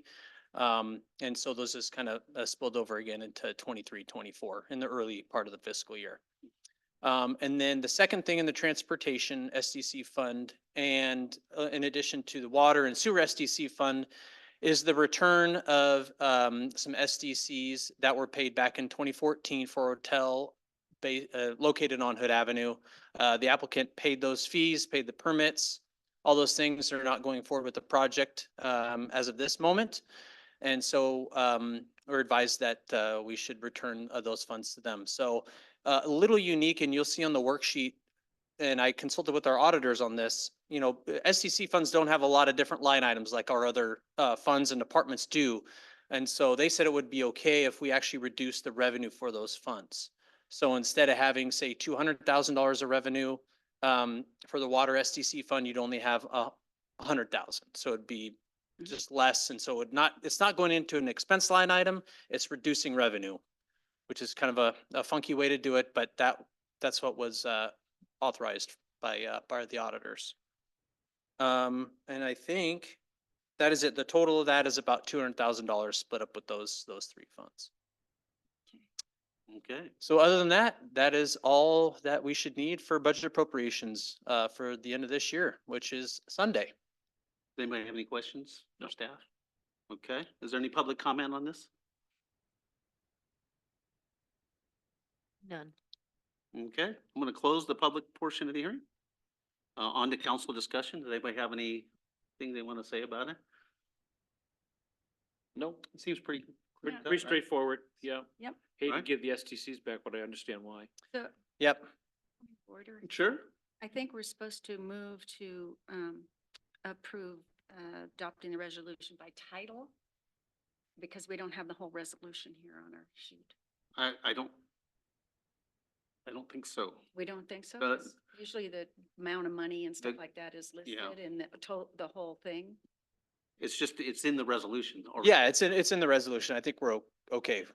So you just have to, Well, okay, all right. motion what you Alright. see there, yeah. All right. I move to approve and adopt the resolution 2024-17. Second?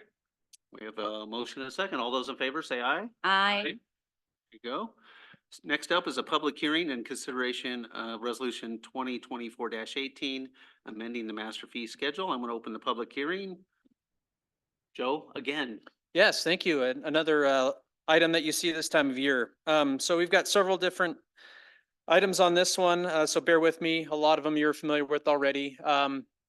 The first one here is pretty easy. This is an increase of the firewood at the Sisters Overnight Campground. And that's just one of those things that staff has looked at. It takes a little bit more to actually produce that and deliver that. And we're pretty generous in what we give is in terms of like a handful. So we thought it'd be prudent to increase that from $5 to $10. So that's the first fee there. Water and wastewater utility rates. So you have been tracking this, I know, throughout the year. This came on the heels of master plan updates and then water and sewer utility rate updates. So for the water updates, if you'll remember, the consultant initiated and we approved a 12% increase. And that increase was applied to both the volume rate and the base rate. And if you remember, it's going to be largely affected by the base rate, which was the $1.26 per 100 cubic feet. Yep. And with the rest of the percentage being applied to the fixed rate. You know, the second, and at least in the water utility, is a reevaluation of the base rate for the bulk meters.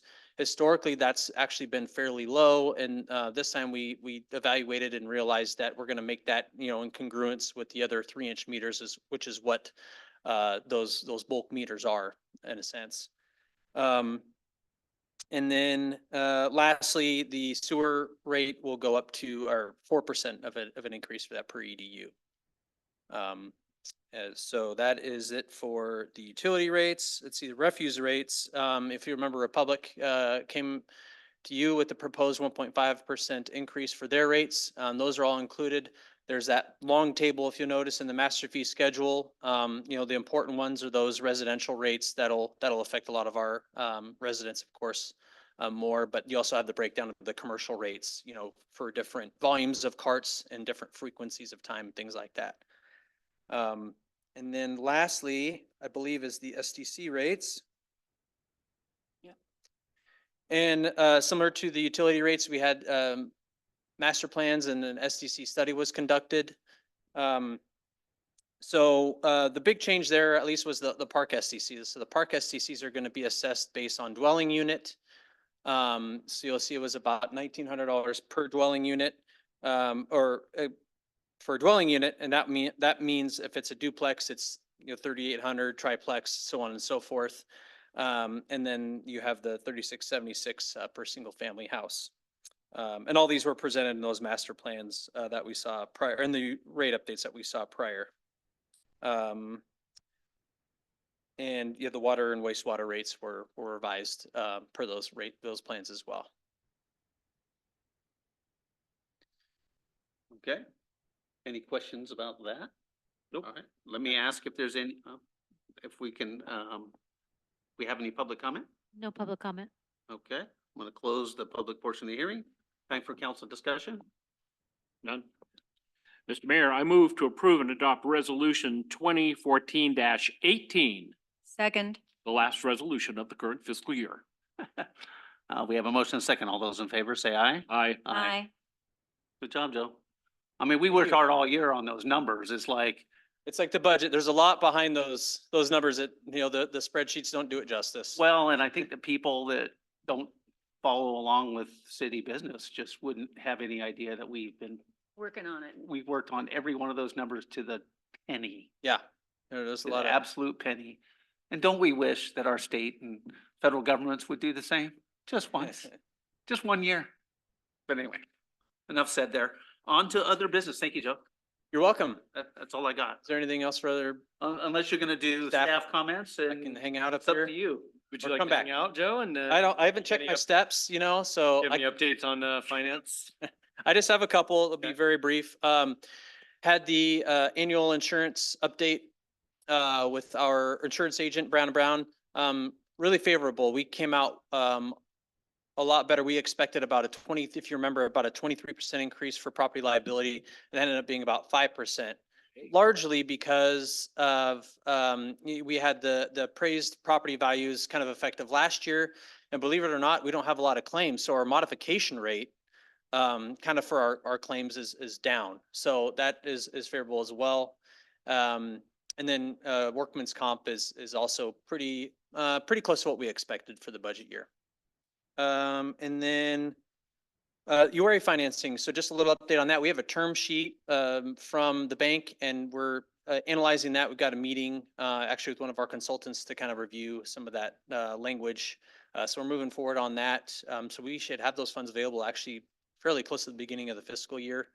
As we get closer to figuring out when we're going to use some of those funds, we might try to push that back for the simple fact that you do actually incur a fee for unused line of credit here.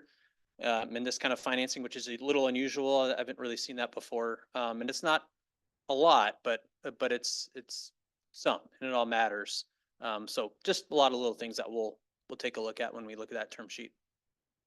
Okay. Yeah, and then fiscal year end is Sunday, so Monday will be a new year. Let's start a new year. Sounds good. All right, any questions? Anybody got anything? Nope. Okay, Thank you, Joe. Okay, yep, thank you. appreciate all you do. At least one fancy graph for the end of the year. I know, well, With lots of color and. Yeah. I'll remember that. I'll make a note for next June. 3D. Okay. Wear our little hats and blow. them on. There you go.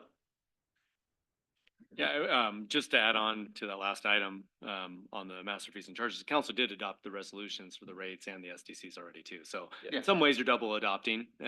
It's not completely necessary. There was some other fees in the master fees and charges schedule, but in some ways it's kind of ceremonial at the end of the fiscal year to memorialize. Just cements it in. Yeah, yeah. Couple updates here. We do have the meeting scheduled with our community partners, our nonprofit partners, to talk about houselessness and developing the community supported plan. That's this next meeting that we have kind of designed in this series.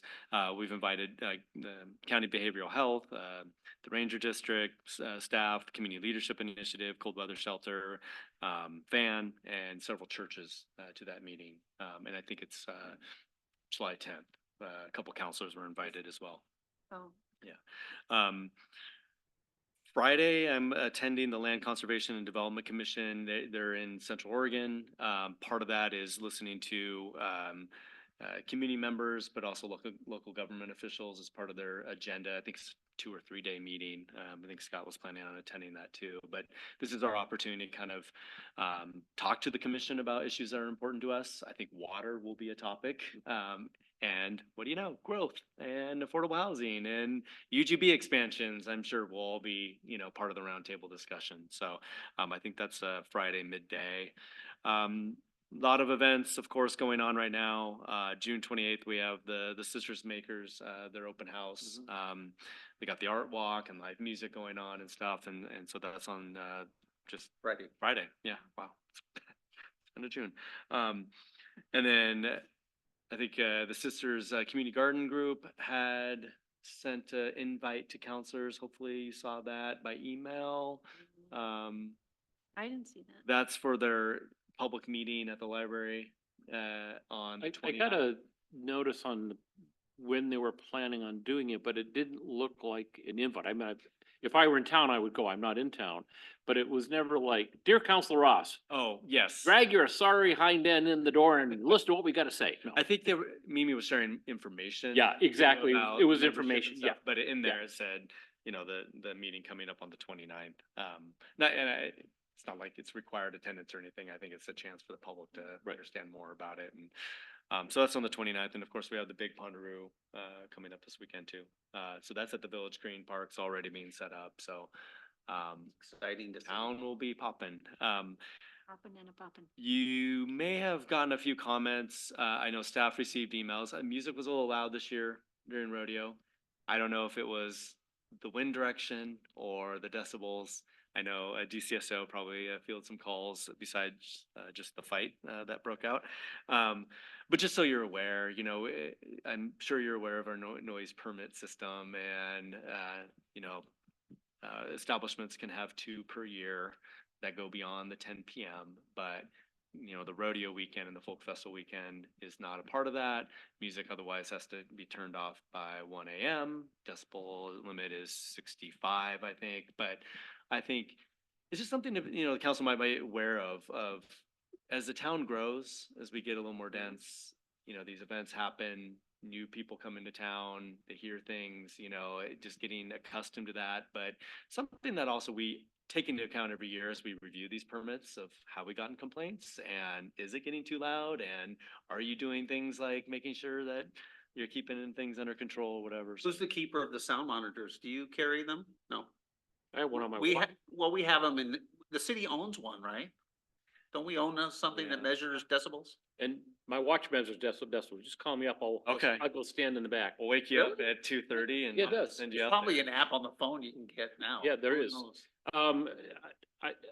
I did have a comment from someone who lives in the area that I live in, who's been here many years, that said, "Let's be a little loud this year." So it probably was pushing a little bit. I mean, all the bands, especially the one I think they had that weekend, they carry the philosophy that a little more noise makes up for a little less talent.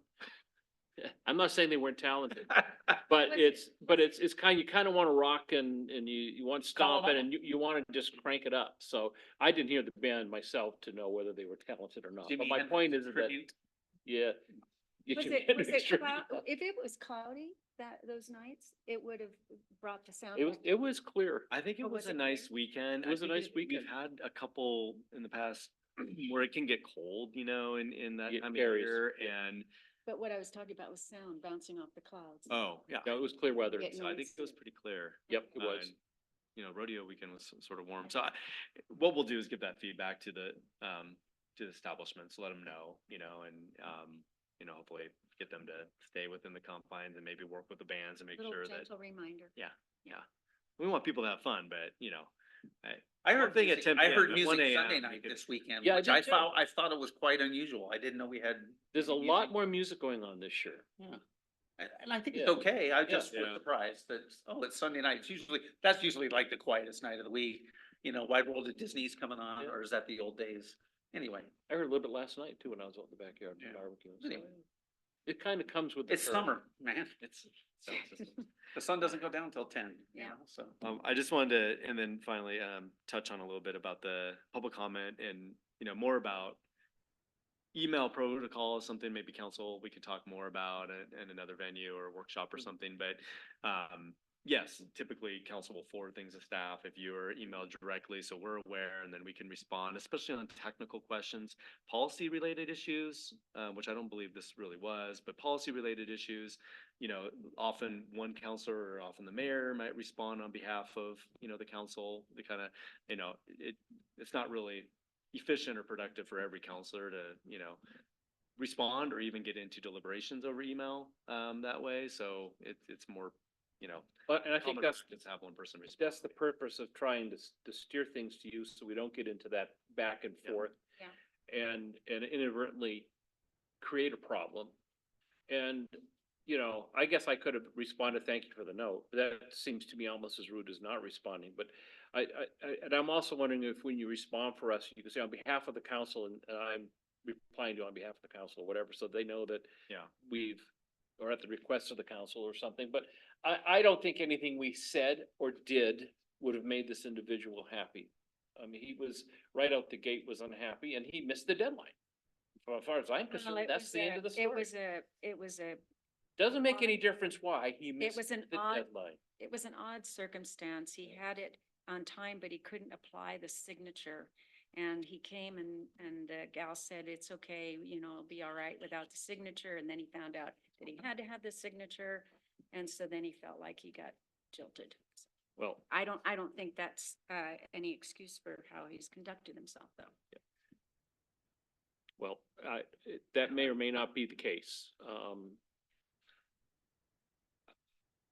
That may or may not be the case. You can print it out and write it on a sheet of paper, and then you've applied the signature.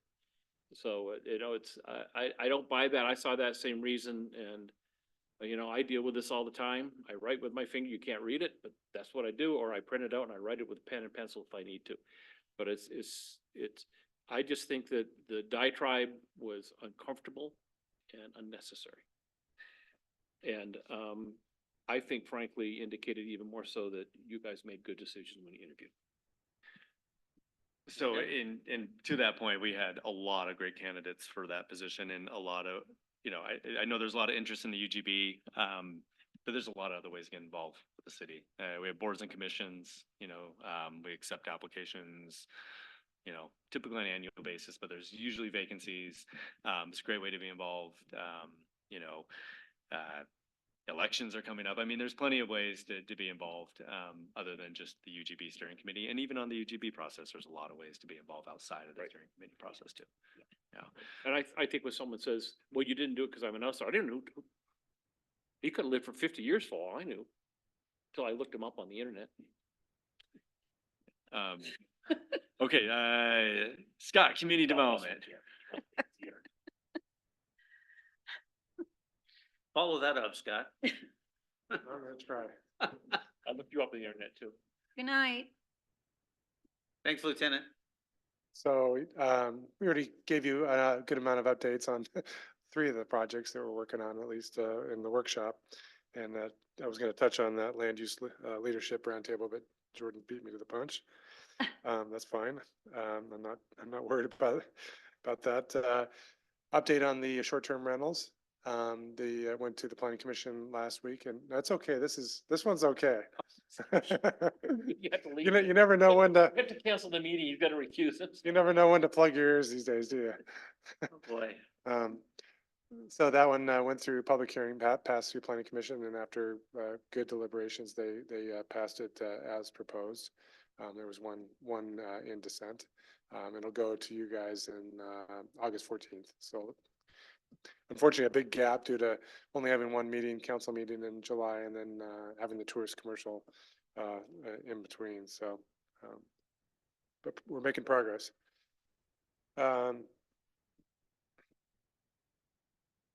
Let's see, just in the land use application update, Dixie's, the addition to Dixie's the decision got issued, for a small expansion to kind of fill in that back space. And then, we're still, reviewing the Baker building, the one next to it. But, it should be getting close to, a decision being issued on that. That's new construction. That's new construction. I just want to make Yeah. sure I was. Yeah. Another one to note, there's a 13,000 square foot industrial building proposed in the Three Peaks Industrial subdivision. And Do you know what it's going to provide? What the, that one is business they're like, I think it's like an interior designer. So they're gonna have a small office and kind of a warehouse and showroom. ah, Actually, got pretty nice design for an industrial building, as it is presented to, giant chair. uh-huh. I think they're interior design. Maybe they're builders, but, a nicer looking industrial building than you typically see. And then I think they have an extra tenant space that they'll just lease out. Cool.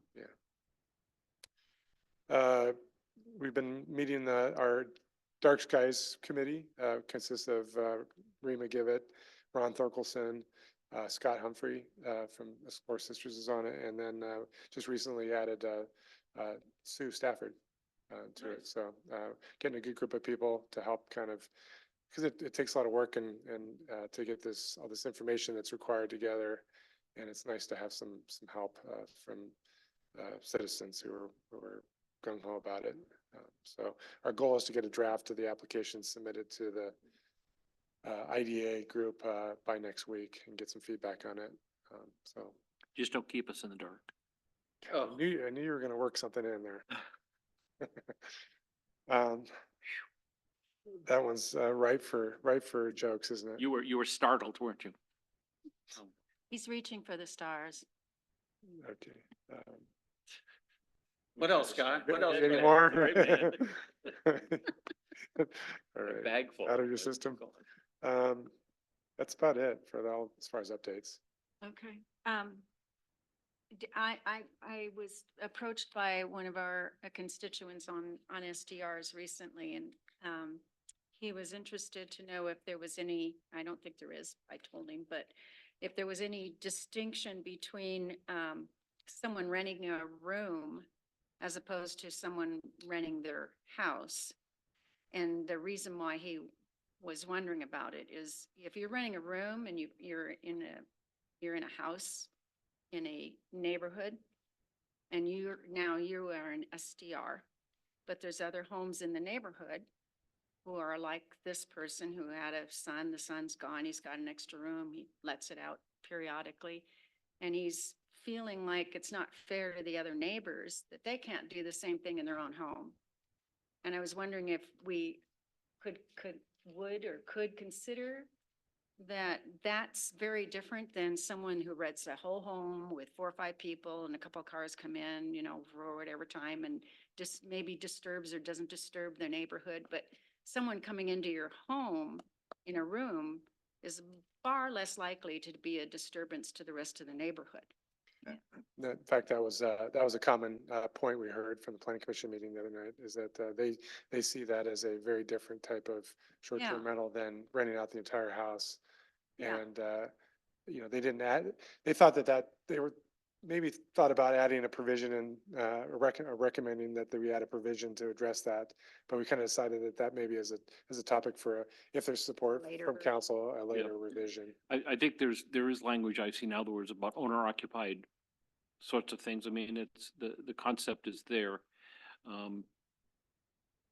It's something worth considering, but the other side note to that is that if they're charging a fee, we should be collecting transient lodging tax. Yeah. Well, a lot of, That's not stopping that. Yeah. Well, I know, but the difference could Yeah. be is a different. the term of the rental. If you're Right. talking overnight, one night, and it's a different person coming in, that's a short-term Short-term rental. Right. Could be renting a room out for 60 days, and that's not a short-term rental, it's a long-term Right. rental, and it's a completely different thing. So I think that's Right. the biggest distinction. Well, no, And- the big distinction is the fact that it's in your home. As an owner, you're renting a part of your home. And I don't that's the think- big distinction, is that I'm not saying it should be a different price. What I'm saying is that it shouldn't have a radius of 250, so that other neighbors can't have an SDR and do the same thing. I don't know if I agree with you. Yeah, okay. Yeah, It's there's not- some nuance there because some people who have a current short-term rental license Mhm. have that and they use it as a blocking maneuver. So, and possible value down the road without having to rent out their whole house.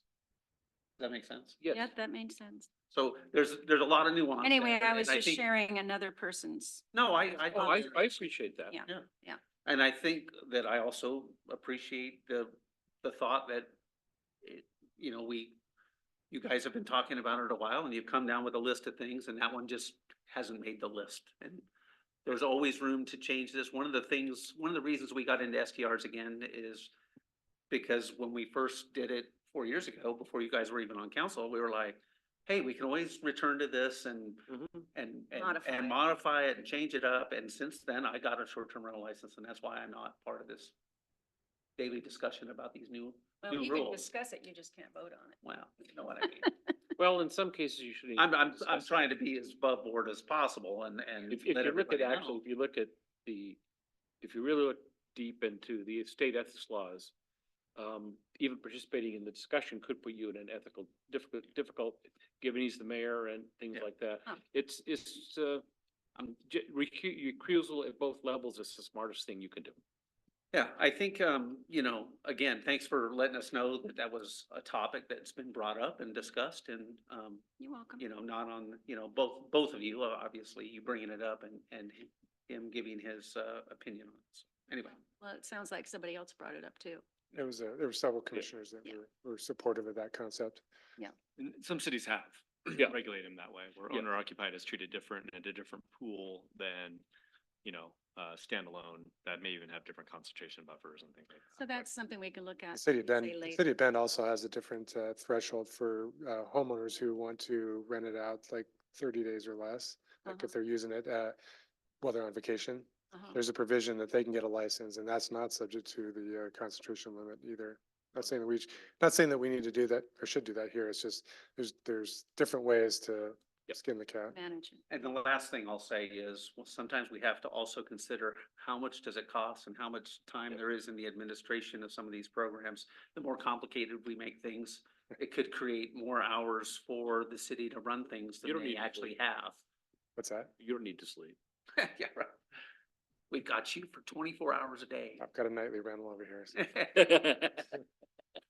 Okay, I got a nightly rental out of my office. all right, let's reel it back, I guess. Thank you. Thanks. Sorry. Okay, last but not least, Public Works. This is the busy season. Okay, a couple quick updates. I can give you an ODOT construction update as of Monday. Locust Roundabout is scheduled to be open by Quill Show, Woo-hoo-hoo.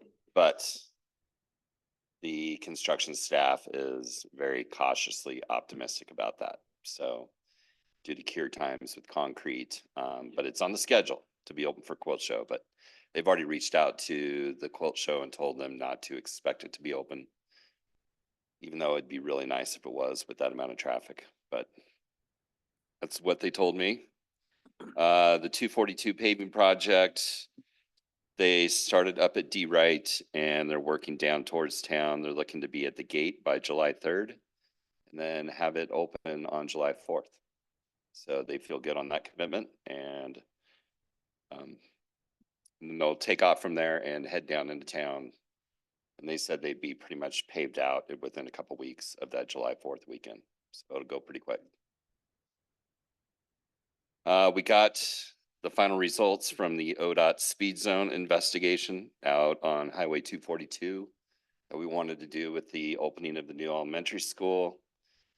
To kind of summarize it, they reduced speeds about 5 miles per hour through the corridor. They did extend slower speeds out to the west, all the way out to the 15 road. And probably the biggest part of the whole deal is they got rid of the actual school zone. They said it was not warranted. There's no crossings. There's no kids crossing. That's what you're supposed to expect when you go into a school zone. Not that there's just extra traffic or parallel pedestrian bicycle traffic.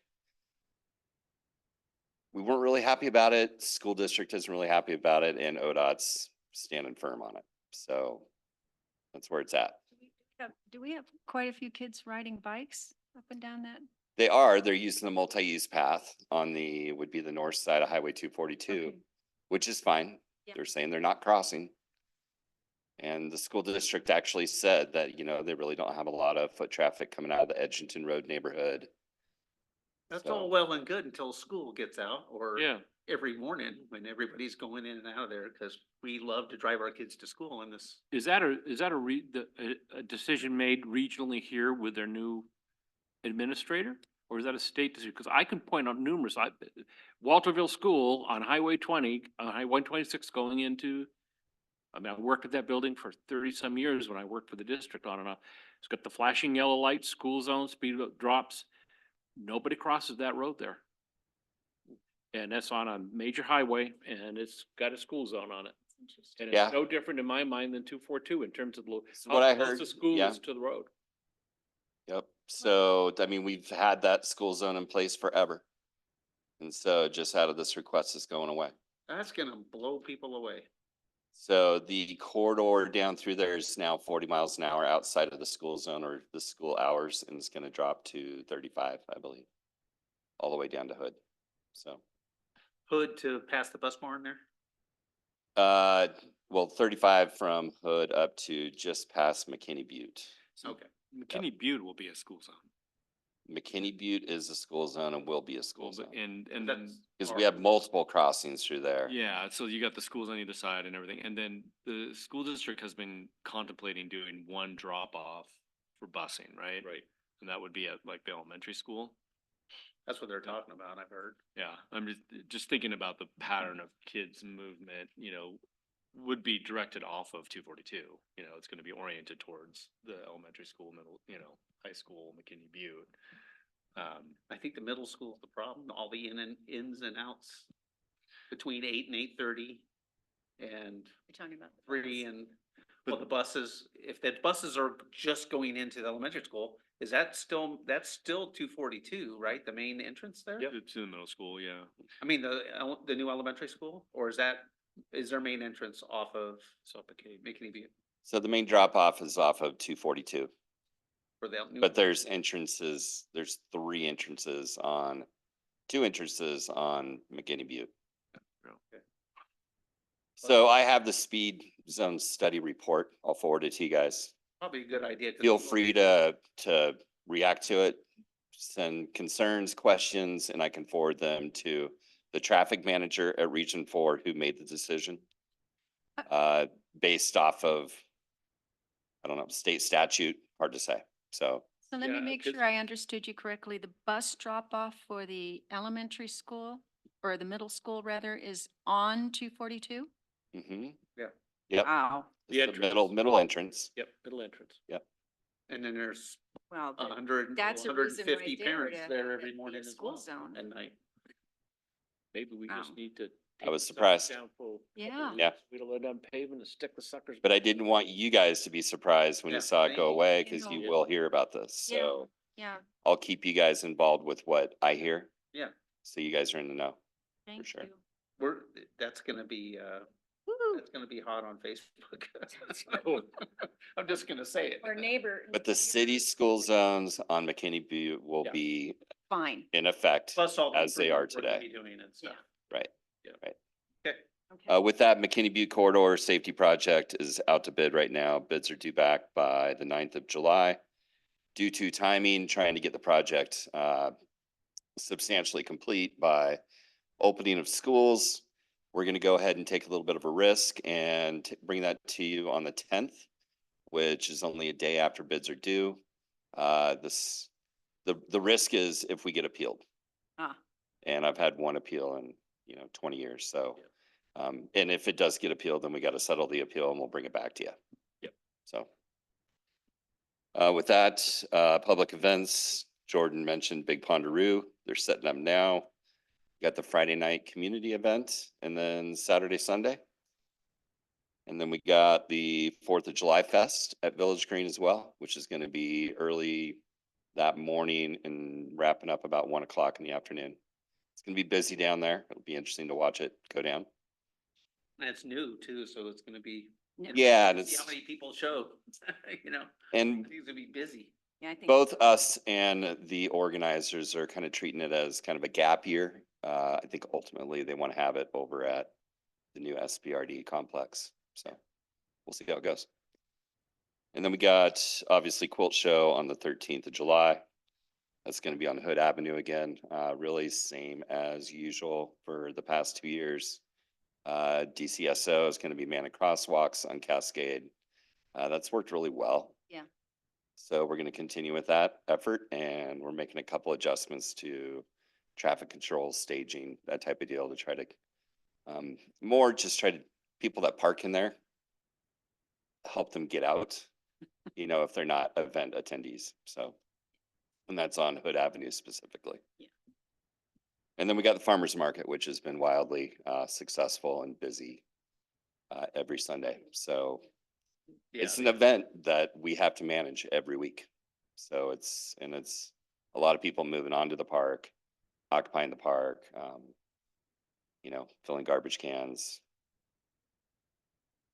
adding to the restroom work, cleaning, and then having to wrap it up and get everybody out of there and back to the public for its use, you know, for the entire summer. So I just came up with something. We're gonna have to rename it Not So Safe Routes to School. Yep. Cause it's gonna be too fast. No, I'm just kidding. yeah, take a look at the report. Yeah. I'll send it over to you. It's I've got my way. pretty easily understandable. The only thing is ODOT's really stuck on percentile triggers, you know, where they go out and they are radaring people and they find that 85th percentile of the speed and they can go 5 miles above or below, and that's it. So if they actually see it pretty high, you're probably not going to see a speed zone reduction. You'll probably see a speed zone increase. Everybody's through been that. speeding in the school zone, right? Right? Yeah. That's kind of strange when you're talking about school zones, because if somebody, if the most people drive fast, that's not a good reason to increase the school zone speed. That's not how. No, the school zone speed, they are looking at speeds both during the school zone time Right, and outside of that time. right. So, Okay. But I just want, just a quick comment, because it was quite a bit of whining about traffic being backed up to Jordan Road and all this stuff, you know, over the weekend. Yeah, it was bad. Well, the day it was bad, though, people are blaming the roundabout, and it's not the roundabout. That day it was bad, I had to go over the mountain. And I left town, and I was in a line of traffic, about 100 cars, all the way to Sandiam Junction, Wow. 40 miles an hour. yep. And the point is that there's so much more road traffic right now. Yeah. Than there has been in the past. It's not the westbound traffic going through the roundabout, which moves through it quite smoothly. Mhm. That's backing it up. It's just, yeah, it's 20 miles an hour in town, people cross the road, but once you leave town, it isn't any better. So, Going that way, yeah. yeah. Yeah, when you look at the roundabout and see how it functions and it's clogged through on the other side of the Yeah. roundabout, you Right. know it's not the roundabout. Yeah. Yeah. But you know, when town was 25% of the population it is today, Yeah. we saw it back up to the roundhouse. We saw it back up to the passing lanes in Plainview, Oh, yeah. farther than we see it today. It's an east-west highway. And that's 20 years ago. Yes. Oh, yeah, I know, So- but it's like the roundabout's the focal point. Well, if they put in a stoplight, that wouldn't happen. Yeah, it'd be all the way down, it'd be all the way down to the roundabout and tunnel, you know, and that kind of stuff. And, but people like to find fault with ODOT and with projects and with city officials for allowing it to happen. But they're also very unhappy with the new work that's going on on Highway 97. Why did they spend all that money to just move the road off the way? So, We encourage, especially our locals to really, I mean, just be smart about Yeah. where you travel, how you travel, when you travel, and you can avoid 99% of that. Yeah. well, I'm looking forward to this being open because I'll hop on, come down Barkley, go around the roundabout and get on Locust. You bet. It's gonna Monday's a save good me day to hours travel, over a usually. year. Yeah, it's frustrating to people, definitely frustrating to people that are new to the area.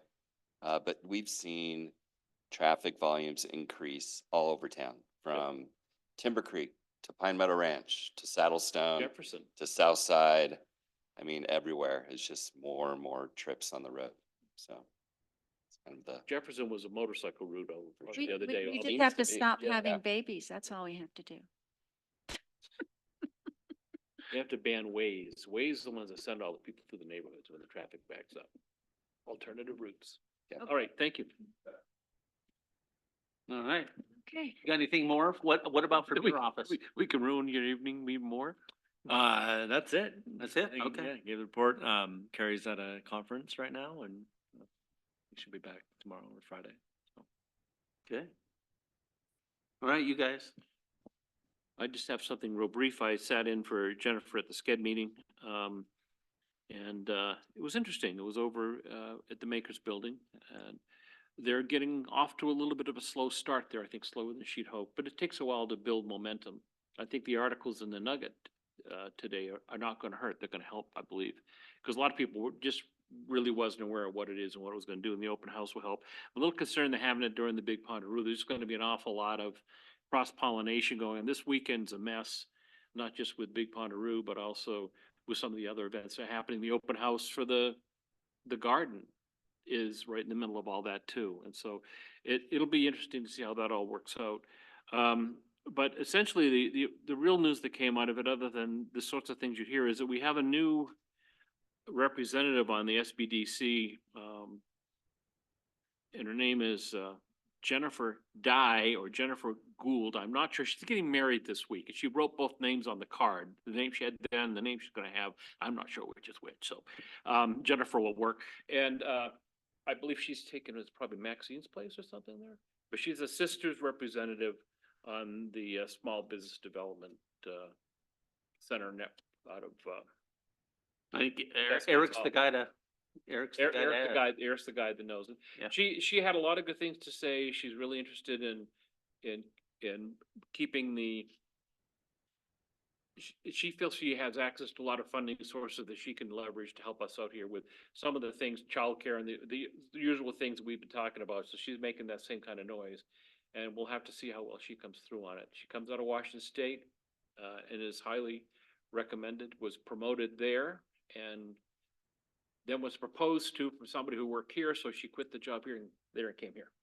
So marriage is a wonderful thing when you want quality people. Okay. So on the local small cities, I think you mentioned, that you're, Oh, the small cities. meeting in September, that this one's a Zoom meeting unusually, and you're going to attend that, is that correct? It's my hope. It might come, because I think it's at like 11. Yeah, it's it. Yeah. Yeah. If you can't, you need to back up. I'm happy to, If you would like to, I think Yeah. I think the LCDC meeting overlaps that. okay. So, I didn't realize it I'll until after I, sign up for it. okay. Okay. And then, I was talking with Jordan, in our 101 and I was voicing my frustration with our,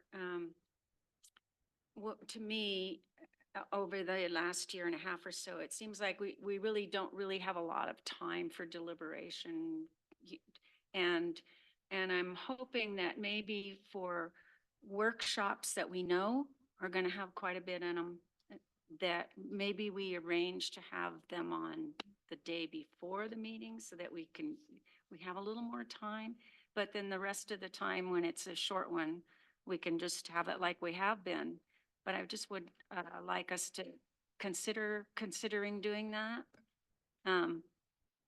Just for those cases where we know there's going to be a lot to cover. Like the workshop we had on the STRs, we did do that. We had extra days, so I just want us to keep that in mind as a There possible. was a time, and this is before my time, but workshops were like in the mornings on different days. They were not even, Yeah. they weren't even the same day as a city council meeting. They were just a separate public meeting.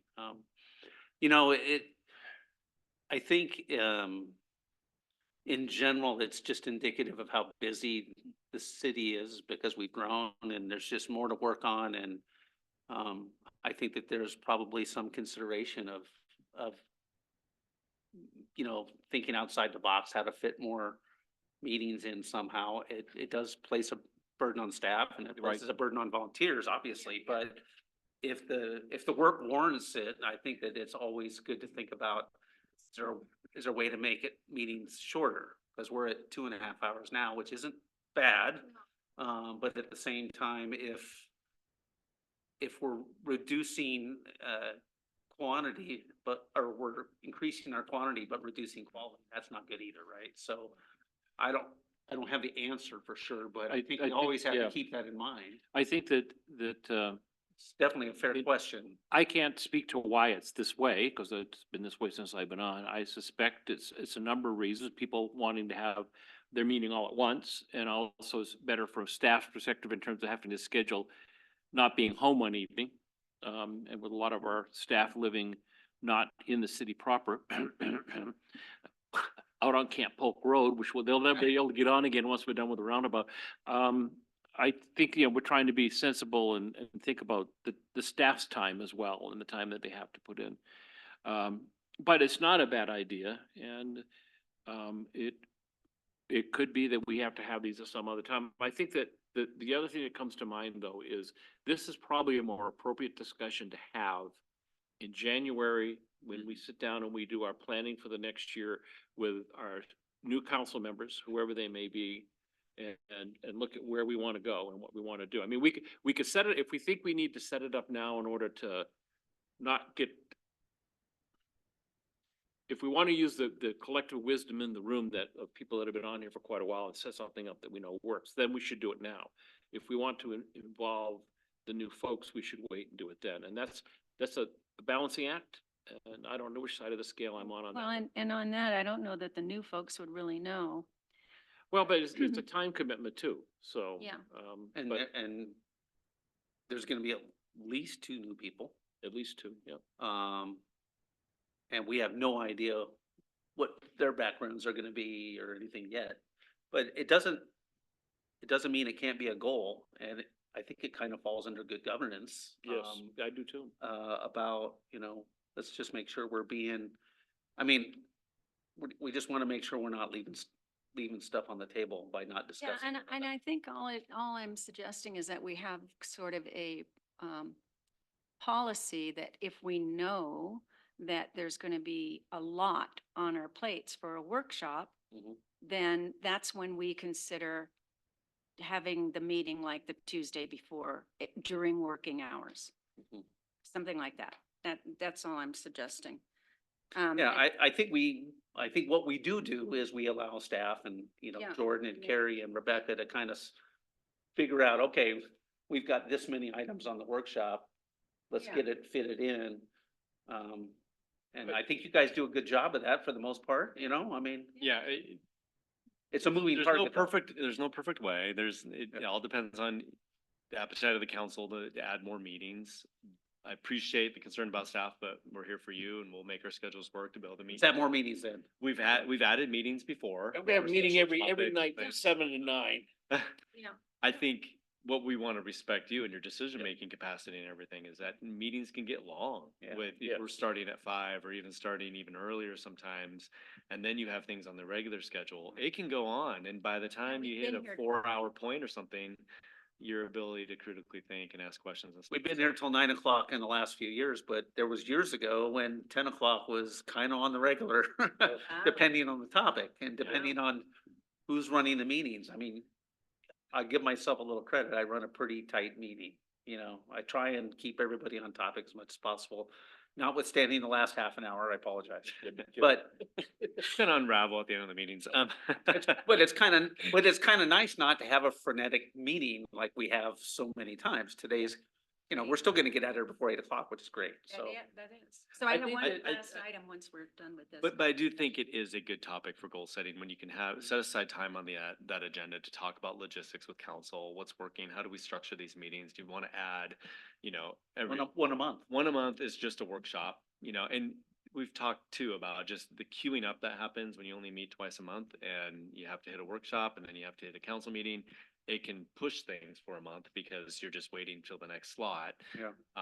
But there's also, the council rules need to be updated too. I mean, there's a broader governance sort of Yeah. conversation with the new council. Well, and But if you schedule a meeting once a month and it's a known public meeting, it's on the same day, let's say it's the third Wednesday where we, in between the second and fourth or whatever, You can and there's always- not enough, you can Right. just say, we don't have any. Well, and it does seem that you folks know, staff know, when we're gonna have a topic that's gonna be meaty. That's gonna take a lot of discussion, and the more you work with us, you'll know where those are gonna happen. And so it may be that we do need to look at a special workshop meeting or something where there was one topic only. And that meeting goes whatever. 2 hours, whatever. Whatever it needs to be. And then we're not punchy going into something that needs to be a little more serious or Yeah. whatever. And we also, but then we also can have those workshops where there are the 5:30 start workshops where it's just kind of some housekeeping sorts of things. We're gonna bring you up to speed on what we're doing, and those are fine too. I like those, they're actually quite fun. But when we try to cram too much into one, Yeah. it's difficult. Yeah. You get the occasional curveball where something you think will take 30 minutes goes on for an hour and a half or Yeah. whatever, but you know. Well, and it's like, that was why I asked some of the questions I asked of Scott, because the discussion on the 2 or 3 of the topics tonight could have gone a lot longer if we had tried to work those problems.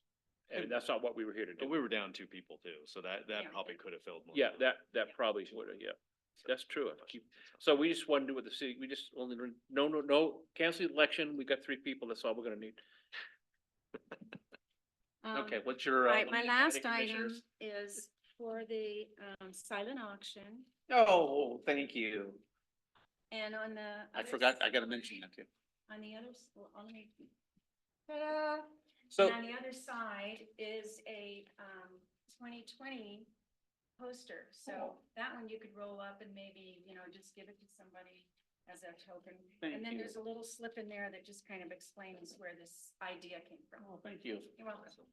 So this is, just so everybody knows, Oregon Mayor's Association Summer Not again. Annual Conference. We do, create a basket from the City of Sisters, so I'll be reaching out to my Friends of the Mayor list. It's in Klamath Falls in, July 18th through the 21st, something like that. Thursday through I Saturday. just needed the dates. Yeah. Yeah, I just happened to mention to Counselor Cobb, because she provided a quilt 2 years, was it last year? Yeah, a little art quilt, yeah. Yeah, and now she's provided a second one. I'll have a sister's basket. I'll be going to some of the retailers and, maybe, I'm trying to do a bigger basket this year, so I'm trying to do a weekend getaway kind of thing. So I'm gonna be looking for a partner in the hospitality industry, maybe a partner at a golf course industry type thing, something like that, just something fun. We're trying to raise money. We raise money as scholarships for the smaller cities, mayors, so they can go to the conference and get some help. Because cities like Mitchell and Gates have mayors with no staff and they're volunteers. So they get to do it all by themselves. Can just imagine trying to do that. So we try and get scholarships, and I'm also on the scholarship committee for OMA, and we've already chosen who's getting funded for this year. And I think it was 17 or 18 mayors that are coming to the conference that wouldn't have come without this little program. And the other thing is you get to show off your city. Come on. You think Explore Sisters could help kind of get some stuff? I was thinking, and I was gonna talk to him tomorrow at the Explore Sisters meeting that we canceled because we decided it's too busy in the summer to have a June meeting, so we're gonna have a July meeting. But I might send out a little email. I don't think it hurts to send out. But, yeah. Anyway, so that's, my first thing, the silent auction and the OMA conference, and thank you again. You're so sweet. You're awesome. The only thing I've done in the last couple weeks is Coco, other than my general appearances, which you've heard some about tonight. Coco, we're still fighting on the water issues, and it's been the main topic. We did approve GSI's budget for the next year for $45,000 total to be our sub-consultant on the water, our consultant on the water. It's $5,000 more. That'll be coming, our portion of it'll come in a couple of weeks, once we finally all sign it. And then Prineville sends a bill to all those cities based on population, so it's based on a percentage. So our percentage will be 3% of 45,000, right? It's not a lot, whatever it is, so it's pretty small. But I did want to tell you about that. Tomorrow, Senator Wyden's having a town hall in Redmond at lunchtime. I got invited to go as a mayor. You guys are obviously invited to go as well and be part of the town hall. But he's the town hall. I'm not part of the panel. They did ask me to lead the Pledge of Allegiance. I said yes, so I'll be doing that tomorrow at lunchtime as well. You ever listen to Ron speak? Yes. Okay. Coffee. Yeah, UGB steering committees tomorrow. I'm really looking forward to that again. So that's Scott. We're looking forward to getting that process going. Again, super excited about the citizens that are involved. It'll be nice to have everybody else there, but I really like working with those people. I mean, the people that's where it's at. So, and I'm sorry that some people didn't make it, didn't like it. And last thing, I was gonna mention Maker's open house on Friday. It's 5 to 7 is the time. It does coincide with the Fourth Friday Art Walk, which is kind of cool.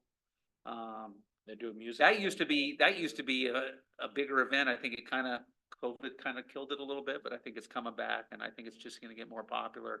And I think people who just happen to be in town during the Fourth Friday Art Walk hear about it and they just start doing it, you know? I think that's the great thing, is it doesn't take much. You just have to be able to get from one to another. And if you see somebody with a glass of wine going down the street, don't call the police. Just let it go. It's okay. And I think they're gonna have wine and beer and snacks at the Makers Building. They're going all out. Yes, Start they're there, and they're carry your doing wine music. all the rest of the way. And don't forget the ones on this side of town. There's, Yeah, you know, there's- 3 or 4 yep. over here, and I think the Makers Building is gonna help with that. I do Getting too. people on the other side of town. Lastly, I'm not gonna say anything regarding that speaker because I had my piece, other than I'm not quitting, so I'm not resigning today. Okay. Sorry, I already had my acceptance letter written. I think we're done here. Let's go. Thank you. Good job. We got a new flag. See that? Oh, Oh, do you, It did look much brighter in winter. is it bigger too? Well, it doesn't have the little fringe thing on it, and it has 2 more stars. the old flag had 48 stars. Oh my gosh, so it is bigger, yeah. I Because I guess. looked at it and I thought, It's been there that long? wow.